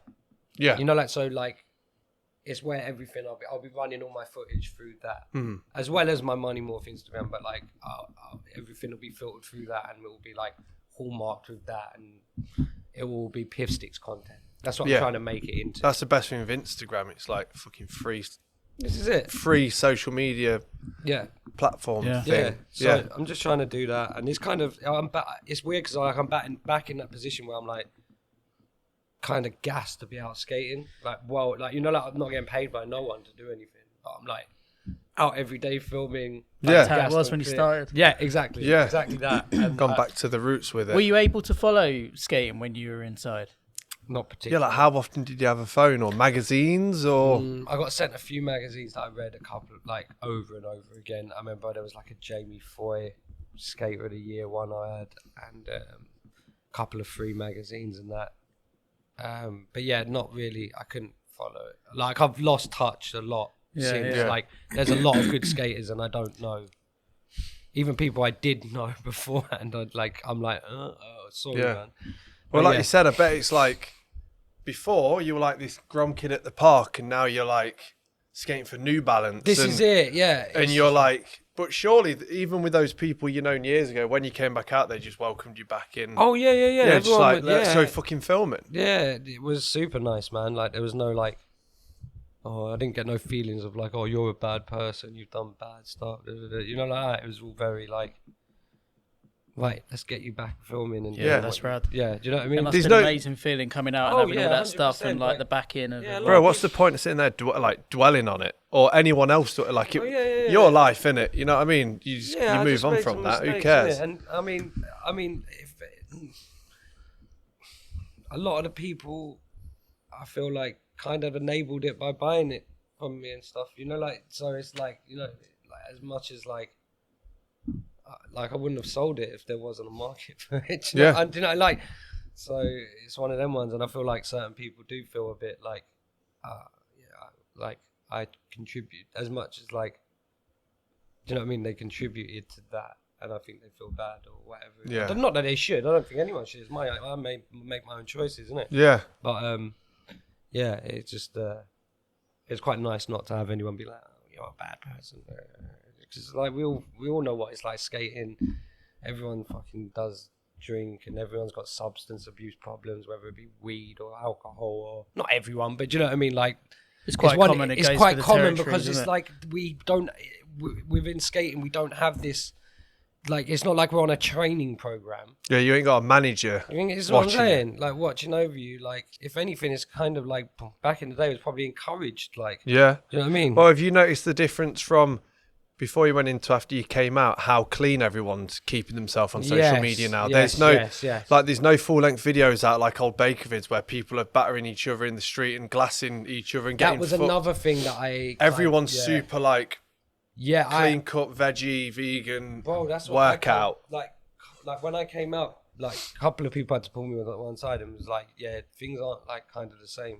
Like, as they would like, you know, like how I'd go up and film like a crackhead, like doing some mad shit. Like, people are like, yeah, people don't really rate that. You know, as much as I'm still fucking like, you know, like being guilty of like seeing some fucked up guy and being like, I have to film this guy. Yeah, but like, you have to. I mean, like there are points where it's like I've had Chewy be like, you could have been that guy, you know, and you're like, yeah, that's actually everyone's way more. You know, that's actually quite deep. Like everyone's way more like conscious now, image conscious, and like don't get me wrong, there's some wild. Like I filmed some wild stuff the other day of like some guys going at some bird and the bird just threw the like. This guy was fucking with her dog, and he was like Polish, and he was sitting there, and he wouldn't move out the seat where she was or something, and she just went and dashed bare water on, or the dog water, you know, the dog bowl water. I was just filming it from afar, and I just watched her go. I was like, yeah. So like, I always got some good clips, but there's just certain things that like, if someone's fucked up on the floor, like I'm not gonna be like, yo, my brother, why are you fucked up? Do you know, like now I'm gonna be like, this guy needs help. Or, do you know what I mean? Like, yeah, we've all done it though. Oh yeah, like, no, mate, that's what I lived off. Do you know what I mean? My hyjinx footage is probably what got me through my career. Like, you know, just filming random shit and just being like the guy to be like, fisheye in the face, like, bro, what you doing? What you doing? Like now, we want to know now what you're doing. Even the other day it was quite funny. So we were like filming, and I'm standing there. And these youths are running around, they've got water pistols, and they're going on like they've got 2-2s and they're like running down the mandem, yeah? They're not, they've got water pistols and they're like screaming like girls, yeah? And we're trying to film and we're like, yo, boys, do not wet up the path, innit? Wait. And I'm like, I can't be asked to get rude to this youth because he's just going to squirt me. And then what do I have to do? I'm going to have to put my camera down and batter it, but I'm not on with that. So I'm like, guys, do you mind if you like don't squirt like in the thing? And yeah, they were just fucking, you know, like they're just running around, just squirting each other, just going mad and that. And I actually forgot what my point was, but just filming mad shit like yeah. No, that was it. Sorry. So he's literally like, he's walked past and he's like, I'm standing there with the camera like this, yeah. Sorry, he's there, and like our bags are like, so there's a wall here, and I can't see that Chris's bag and that is there, and he's gone. Whose bag is that? And just started going through the bag, but I can't see in it. And I've looked at Chrissy, and Chrissy's like, huh? And I'm like, and I've got the camera from him, and I'm like, yo, what are you doing, bro? And he's just like, what? I'm like, what are you doing, bro? And he's like, I was just checking whose bag. I'm like, why do you need to check whose bag it is if it's not your bag? I'm like, what are you doing? He's like, I didn't know. I'm like, I know you didn't know. That's why I'm questioning you. What the fuck you're doing, bruv? And he's like, oh no, I wasn't trying to steal it. I'm like, who said anything about stealing, bro? He's like, I'm just like, you dickhead, move, bro. But it was just funny how he was like literally in front of me, but didn't even clock. Like that's how much the skateboard I feel like makes us invisible sometimes. Like this guy's running around with his water pistol. He's not even thinking that like there's a camera in your face, bro. Like literally this far. I'm filming like waiting for Chrissy to do the thing. And I'm like, what are you doing? He's like, I was just checking the bag. I'm like, why are you checking the bag? Yeah, well, you don't need to check the bag. Yeah, so it's just quite funny. But yeah, there's always like moments that you capture. But I've definitely like changed my tune on like calling people out. yeah, there's just a lot of content that I see that I would definitely have been like 6 years ago. I'd have been like, what the fuck is this? And what are you doing in skateboarding? Like, but now it's like very open but I like it. Don't get it twisted. Like, I like it. Yeah. I was very closed-minded back then, and it was very much like, this is our thing. You know, like, this is ours, and you know, that quiet thing about it. And now it's like, where I had this period away, it's very much like I feel like I've been accepted back in. So I don't feel like I have this sort of like, my opinion doesn't matter as much as I felt like it did back then. Not the fact that I even thought it mattered back then is pretty bad. But yeah, like, it's like, I feel like I've been accepted back in, so I'm like very humble. It's the skateboarding brotherhood, isn't it? Yeah, it's that's like, it. Like, once you're in it, that's kind of... That's it, yeah. That's your life, isn't That's it? it. No, you for can real, go anywhere and... Yeah. Should we talk about filming a bit more now? What would you like to move on to? No, Well, it was kind of on Piff Sticks. Oh, so yeah, you yeah, got that's- some glasses and tees. Like, Yeah, let's have a little look see and see what we There you go. got. So tell us a little I bit got about these, and you know where people can buy them. And I'll be honest, I don't have an online shop because I actually quite like... is it just through Insta? Yeah, so like, Yeah. I actually quite like talking to people who are interested in my stuff. Look at that. You know that's being used for. Yeah, like lens Fisheye. cloth. Lens cloth, Yes. come on. What do you think, Mel? Come on. I've got so many of them in my bag Good. from random cases and stuff that I've found. Yeah, sick. Yeah, I thought that you'd like that. That's banging. Thank you. It's alright. Amazing. That graphic's sick, isn't it? Oh, it's on there. Nice. Yeah, so tell us a little bit about it, because you've been doing this for a while. Yeah, so basically back in the day, I started this thing. I bought a vape, one of these vape pens when they first came about. And it's on both sides as well. Everyone was asking me about how to get one and where to get one and this, that, and the other. Nice. Yeah, come on. Nice. Yeah. And I never have any sunglasses. But That's kind of why I got them, because I've got one pair of really good ones, yeah, but I always lose glasses. So like, you know when you buy like the cheap shit Ray-Ban things, and Yeah. £5, and you're Yeah. off Lucky Man in Barcelona. come on. But yeah, so They're banging, they I've just are. been making things that I like myself.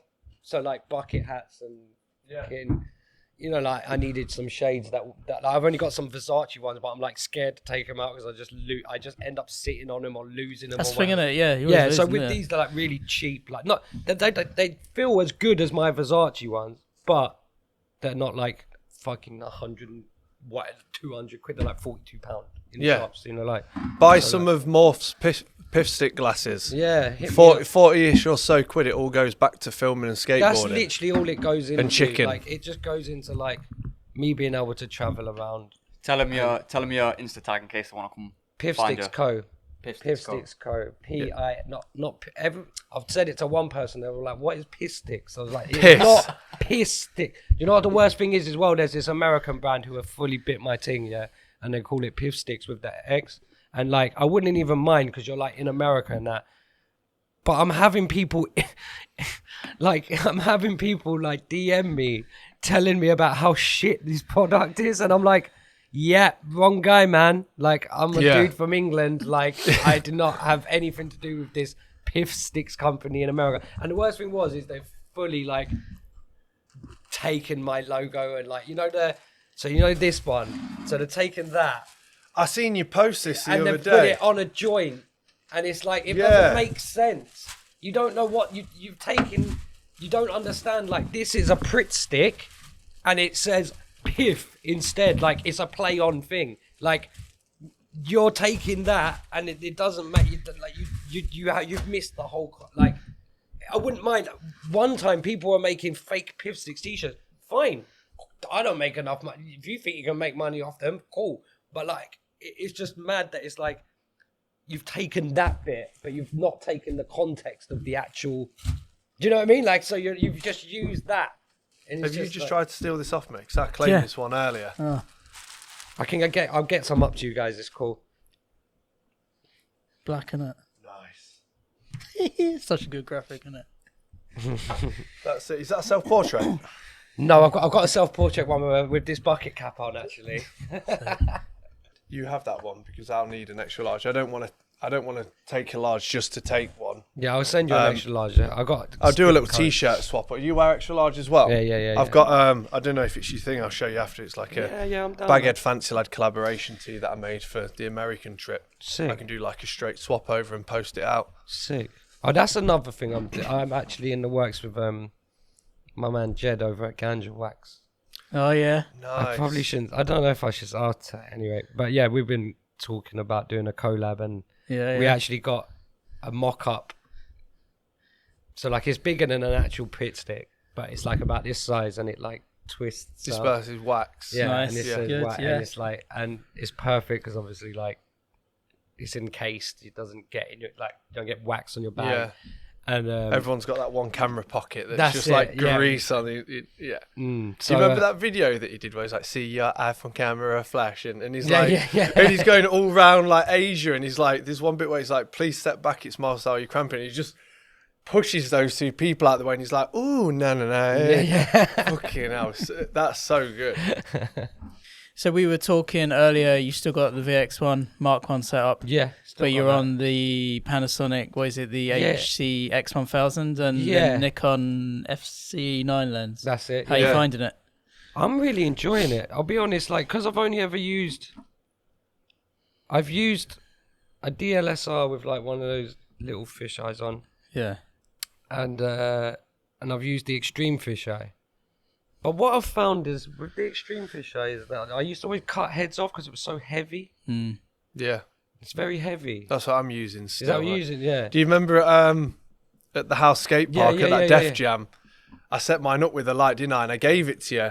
And you was like, "I don't want to touch it." And I went, "Whoa," like that. And the lens was that heavy that he snapped my light off. Do you remember? And you were just like, "That weren't me." And I was like, fuck. I had to buy a new bottom replacement hot shoe, and it's metal, like, because it was just plastic. And I went like that, like, ooh. But like the weight of the lens went back down, and the light just went. Mate, listen. And I just remember you stood there going, "Whoa, that weren't even me." Because so that it's weird because like I've got this other lens. Kev Parrott showed me it, and it's like 16. I always thought that you had to, like with this any other lens than the extreme fisheye, you'd have to crop down to like 4.3. But this one I don't. It's 16.9 and it's wide as. Like I don't. It's weird because I keep thinking to myself like, okay, you're HD now. You've got to be a step back. But I've yet to fuck a clip up. Basically, I've yet to fuck a clip up. It's because of the neck on those. Do you remember when we were in Birmingham? We sat yours next to mine, and they were pretty much the same field of view. There was not much in it at all. Oh, really? Okay. Yeah, that to the extreme is nearly pretty shot bang for on. shot. Yeah. Because I used to have to zoom mine into. Did you have to zoom? I used to zoom mine into 20. I just zoom it into 23. 23. Yeah, we did 22 or something. Yeah. It would have been either one. Yeah. But like pretty much we're up to 20. We zoom in 22. It's pretty much bang on. Yeah. Okay. Like, sick. still get the vig in it. And Yeah. Like I love using that extreme, but even like so I put all my camera gear into a carry backpack when I went to America because I didn't want to use the pull along for hand luggage. Yeah, it's long. And like having that on my back, and then I pulled my neck whilst I was out there as well. I was having to do that thing where you might have done it when you're like carrying heavy camera stuff. Like you have it on your back, and after a while you put your hands in it. Yeah. And like hold it up just to relieve some tension. I'm just like fucking. But if I took the lens out and put the bag on, I'd be like, yeah. The lens is heavier than the camera with the rails. Yeah. It is nuts. It's fucking. It's absolutely nuts. Like I still got a rail set up on the bottom of my camera just to keep that because of the neck. Long. Yeah, the stability of support on it. But yeah, I'm finding it really good. I'm actually like super. I've never been really too gassed on HD just purely because it would have meant that I would have had to spend money that I either didn't have or didn't care to spend. Yeah. Because if it's not broken, don't fix it. Exactly. But where I'm not working for Palace anymore, it's like I've opened up my possibilities of like getting work or even just contributing to like things that I couldn't contribute to for. Because you did some stuff for Shiner and Independent. Yeah, I did actually recently, with Monroe. Yeah. That was all VX actually was, which kind of deceived the point of me getting the HD. But I mean, I got some work coming and other things. But like, it's just been good to be able to like. People are like, oh yeah, you got HD, sick. So like, I went out. I was filming all like a couple of weeks ago with some guy Kevin White. He's from LA. It came out. Kev White, yeah, Yeah. dude, like ex-illegal civ, all that shit. Yeah. Kev White is sick. Bro, I got some really good footage of him. Actually. He was in London as well. Yeah. Fuck, I need to move. Yeah, he was. Like he's so. Is he really tall? Yeah. Because I watched some footage of him. Dude, who does he skate for now? I don't know. I think it was. Because I've seen some footage of him and his board looked tiny under his feet because he's so tall. See, that camera's fine in daylight, isn't it? Yeah. But like- yeah, night is fucking bullshit. It's such a that shame. was sick. Like, I wish somebody, and we talk about it all the time. There's an updated version of it for bigger sensor, Yeah. but it's like $2,000. And I've been filming a Chris Oliver part. Yeah, I'd be keen to see that. Yeah, that's 100%. really good, man. Big fan of Croliver. Yeah, he's one of my favourite skaters. So good, isn't he? Like- He gets better, Yeah. doesn't he? He's just Yeah. he's like a fine wine. So there's that, and then I'm just gonna bring out a Piff Sticks video. It's gonna be like, I want it to be like 17 minutes or something, not like crazy Yeah. long. Yeah. 3 parts maybe. One of Jak, one of Chrissy. 3-part, then montage or Yeah, something. yeah, 2 montages. That seems to be like the thing for It's more videos digestible now. now. Yeah, isn't it? yeah, Yeah. yeah. People watch it before a session now. Yeah, whereas- yeah. You remember years ago, you'd watch like, if it was an American video as well, like hour 30 minutes. You'd watch it all the way through. You wouldn't skip any of it, and you'd be like, right, now I'm hyped. Hyped, yeah. Now, if I watch a video for like 25 minutes, I'm like, I'm not going to skate. Yeah, I'm yeah, going back yeah, to yeah. bed. Yeah, it's mad. But no, that'll be good. Looking forward to seeing that. Yeah, I just want to do something off the back of myself because I haven't done anything for myself apart from like the Yamnat series and that. Like even the Yeah. Hold Tight London stuff, that was mainly like I filmed for it, but it was all Henry's vision. Do you know what I mean? So I want to I just want to do something with my stamp on it again because it's been a while. You know Yeah. what I mean, I've like done a lot for other people. Yeah. Like a lot of funny stuff that's in certain videos is like my footage, and not Yeah. to say that there's anything bad with that, but you know, like I just want. It's heartbreaking giving I want it to away, be- even if I you're want to- selling it, though. Yeah, I just think. want to own my shit. And like, Yeah. I just want something to do. Like with this Piff Stick stuff, it's just something to do and just a creative outlet. You know what I mean? So The only thing I do aside from filming skating for myself, unless there's like the one random job, is just like some freelance work. yeah, And with you being in London and having a HD camera as well, you'll get loads of stuff. yeah. Like I I got something to do. I got to film that Red Bull thing tomorrow. I did a job in Chef, and they contacted me purely because of the lens. Okay. They were like, "What lens is this? Like, we want to film this one shot in like a corner of a building, and then obviously the lens perpetuates how fucking yeah. how curved round it is." With freelance stuff, maybe not so much in skating, but like freelance stuff that isn't skating, it seems like the people doing projects that want you to film, they know that you're going to have a hefty price on it because of what you're doing. Yeah, that's it. Like if my day rate for like companies is like £500. Yeah, then same. my day rate for like And then you for might a skater is not a skater, but like a company. a company like would be £100. Do you know what I mean? Like, but obviously Red Bull, I'm doing work for tomorrow. Yeah.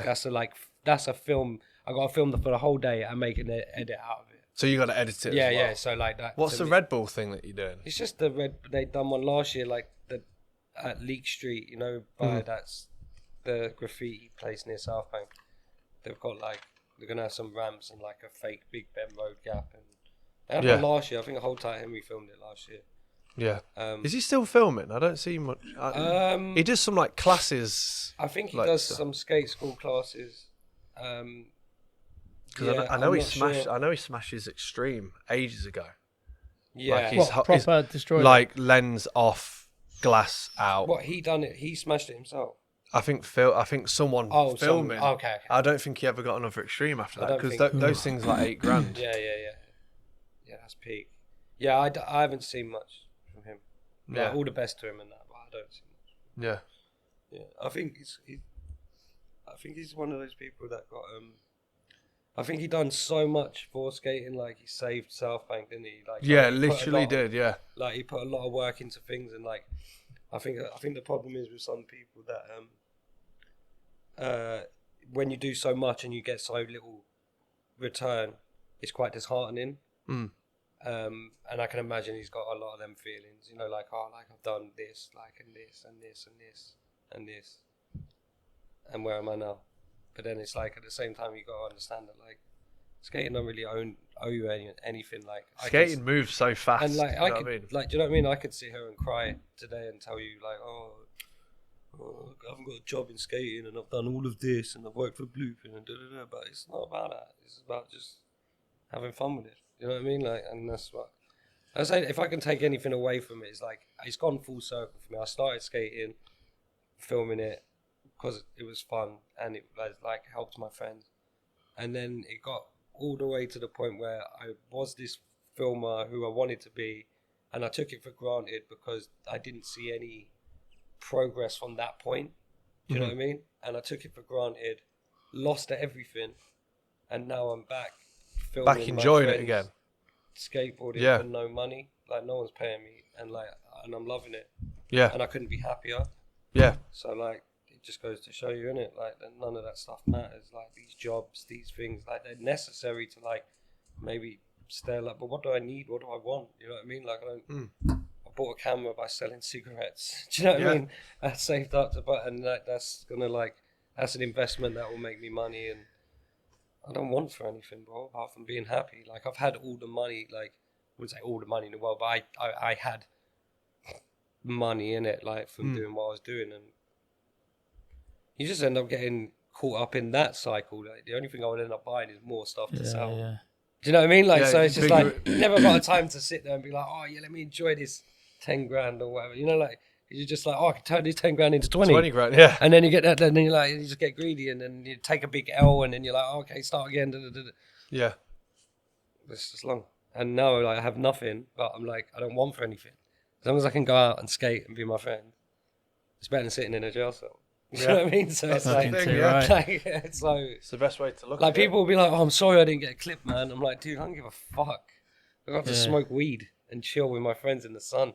Yeah. Like, I don't think that will ever leave me. You know, like, from the 2 years that I've been out, that's still, like, you could, like, it's very hard to piss me off. Do you know what I mean? Like, you can't, like, what can you do to me? Like, what, like, unless you say something personal about someone I care about or something, like, you can't piss me off, bro.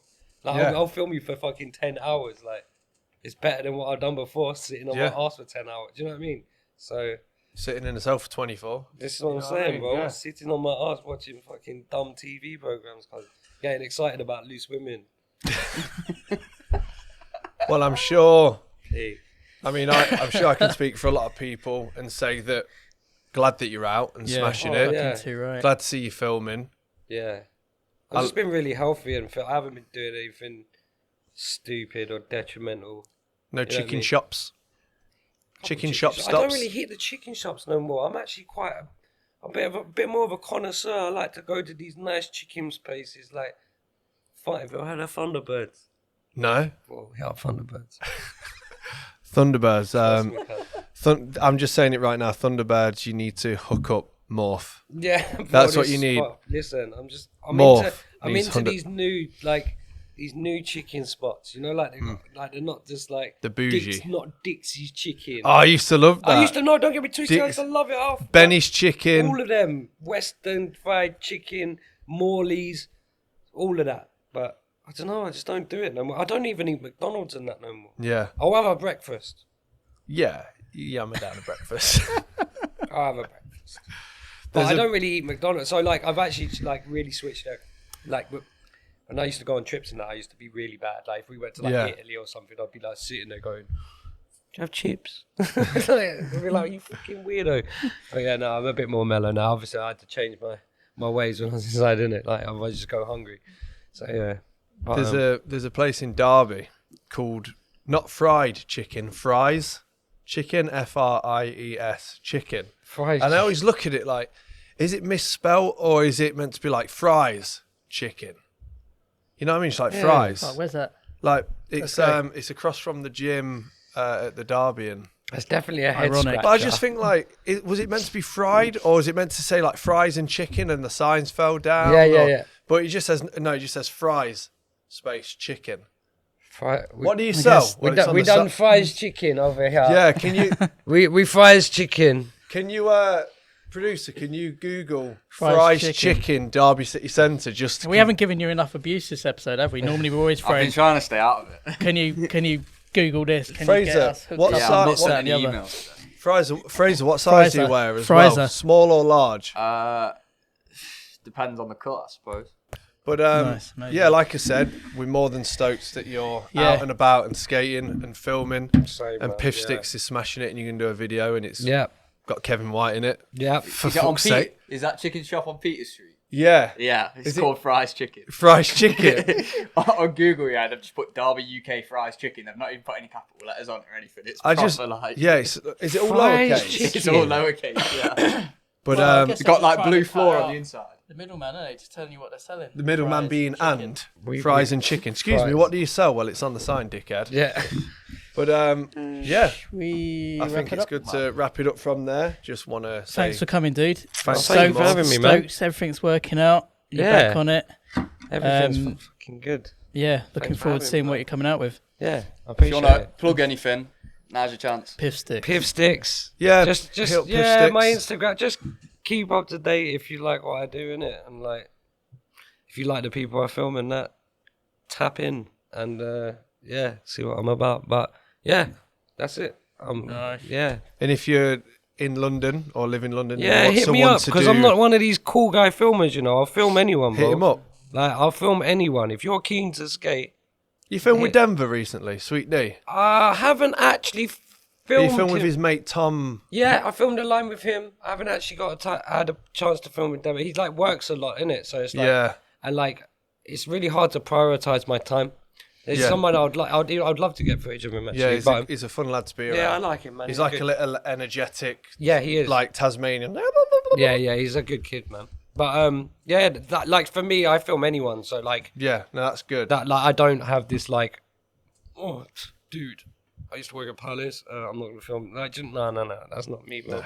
Like, I film anyone. And if you got like, you know, like I don't even care if you got a plan. Let's go do it, innit? Yeah. You know, like If I'm down. you're in or around London skating, hit up Yeah. Morph. And if you need freelance videography work done, hit up Morph. If you're in the Midlands, hit up me or Toby. But Toby probably don't have time, so hit up me. But that was the second Yep. episode of the second series with Morph. Very good content there. Very wholesome content. And yeah, Thank thanks you, for bro. Wholesome content. thanks for Yeah. jumping on the train in a bucket Yeah. hat and shorts and a vest in all a the way weather to- storm. All the way to Barbados. Yeah, Come that's on, it. The sunny state Nice. of the UK. my brother. Thank you, man. Much love. Right, dude. stay Wicked. tuned for what we've got coming next. We got more guests, and What? you look like you're about to say I was something. just going to say roll the theme tune, but Yeah, yeah. Roll the theme tune. Thank you very much. See you soon. there you go. Done. Cheers, dude.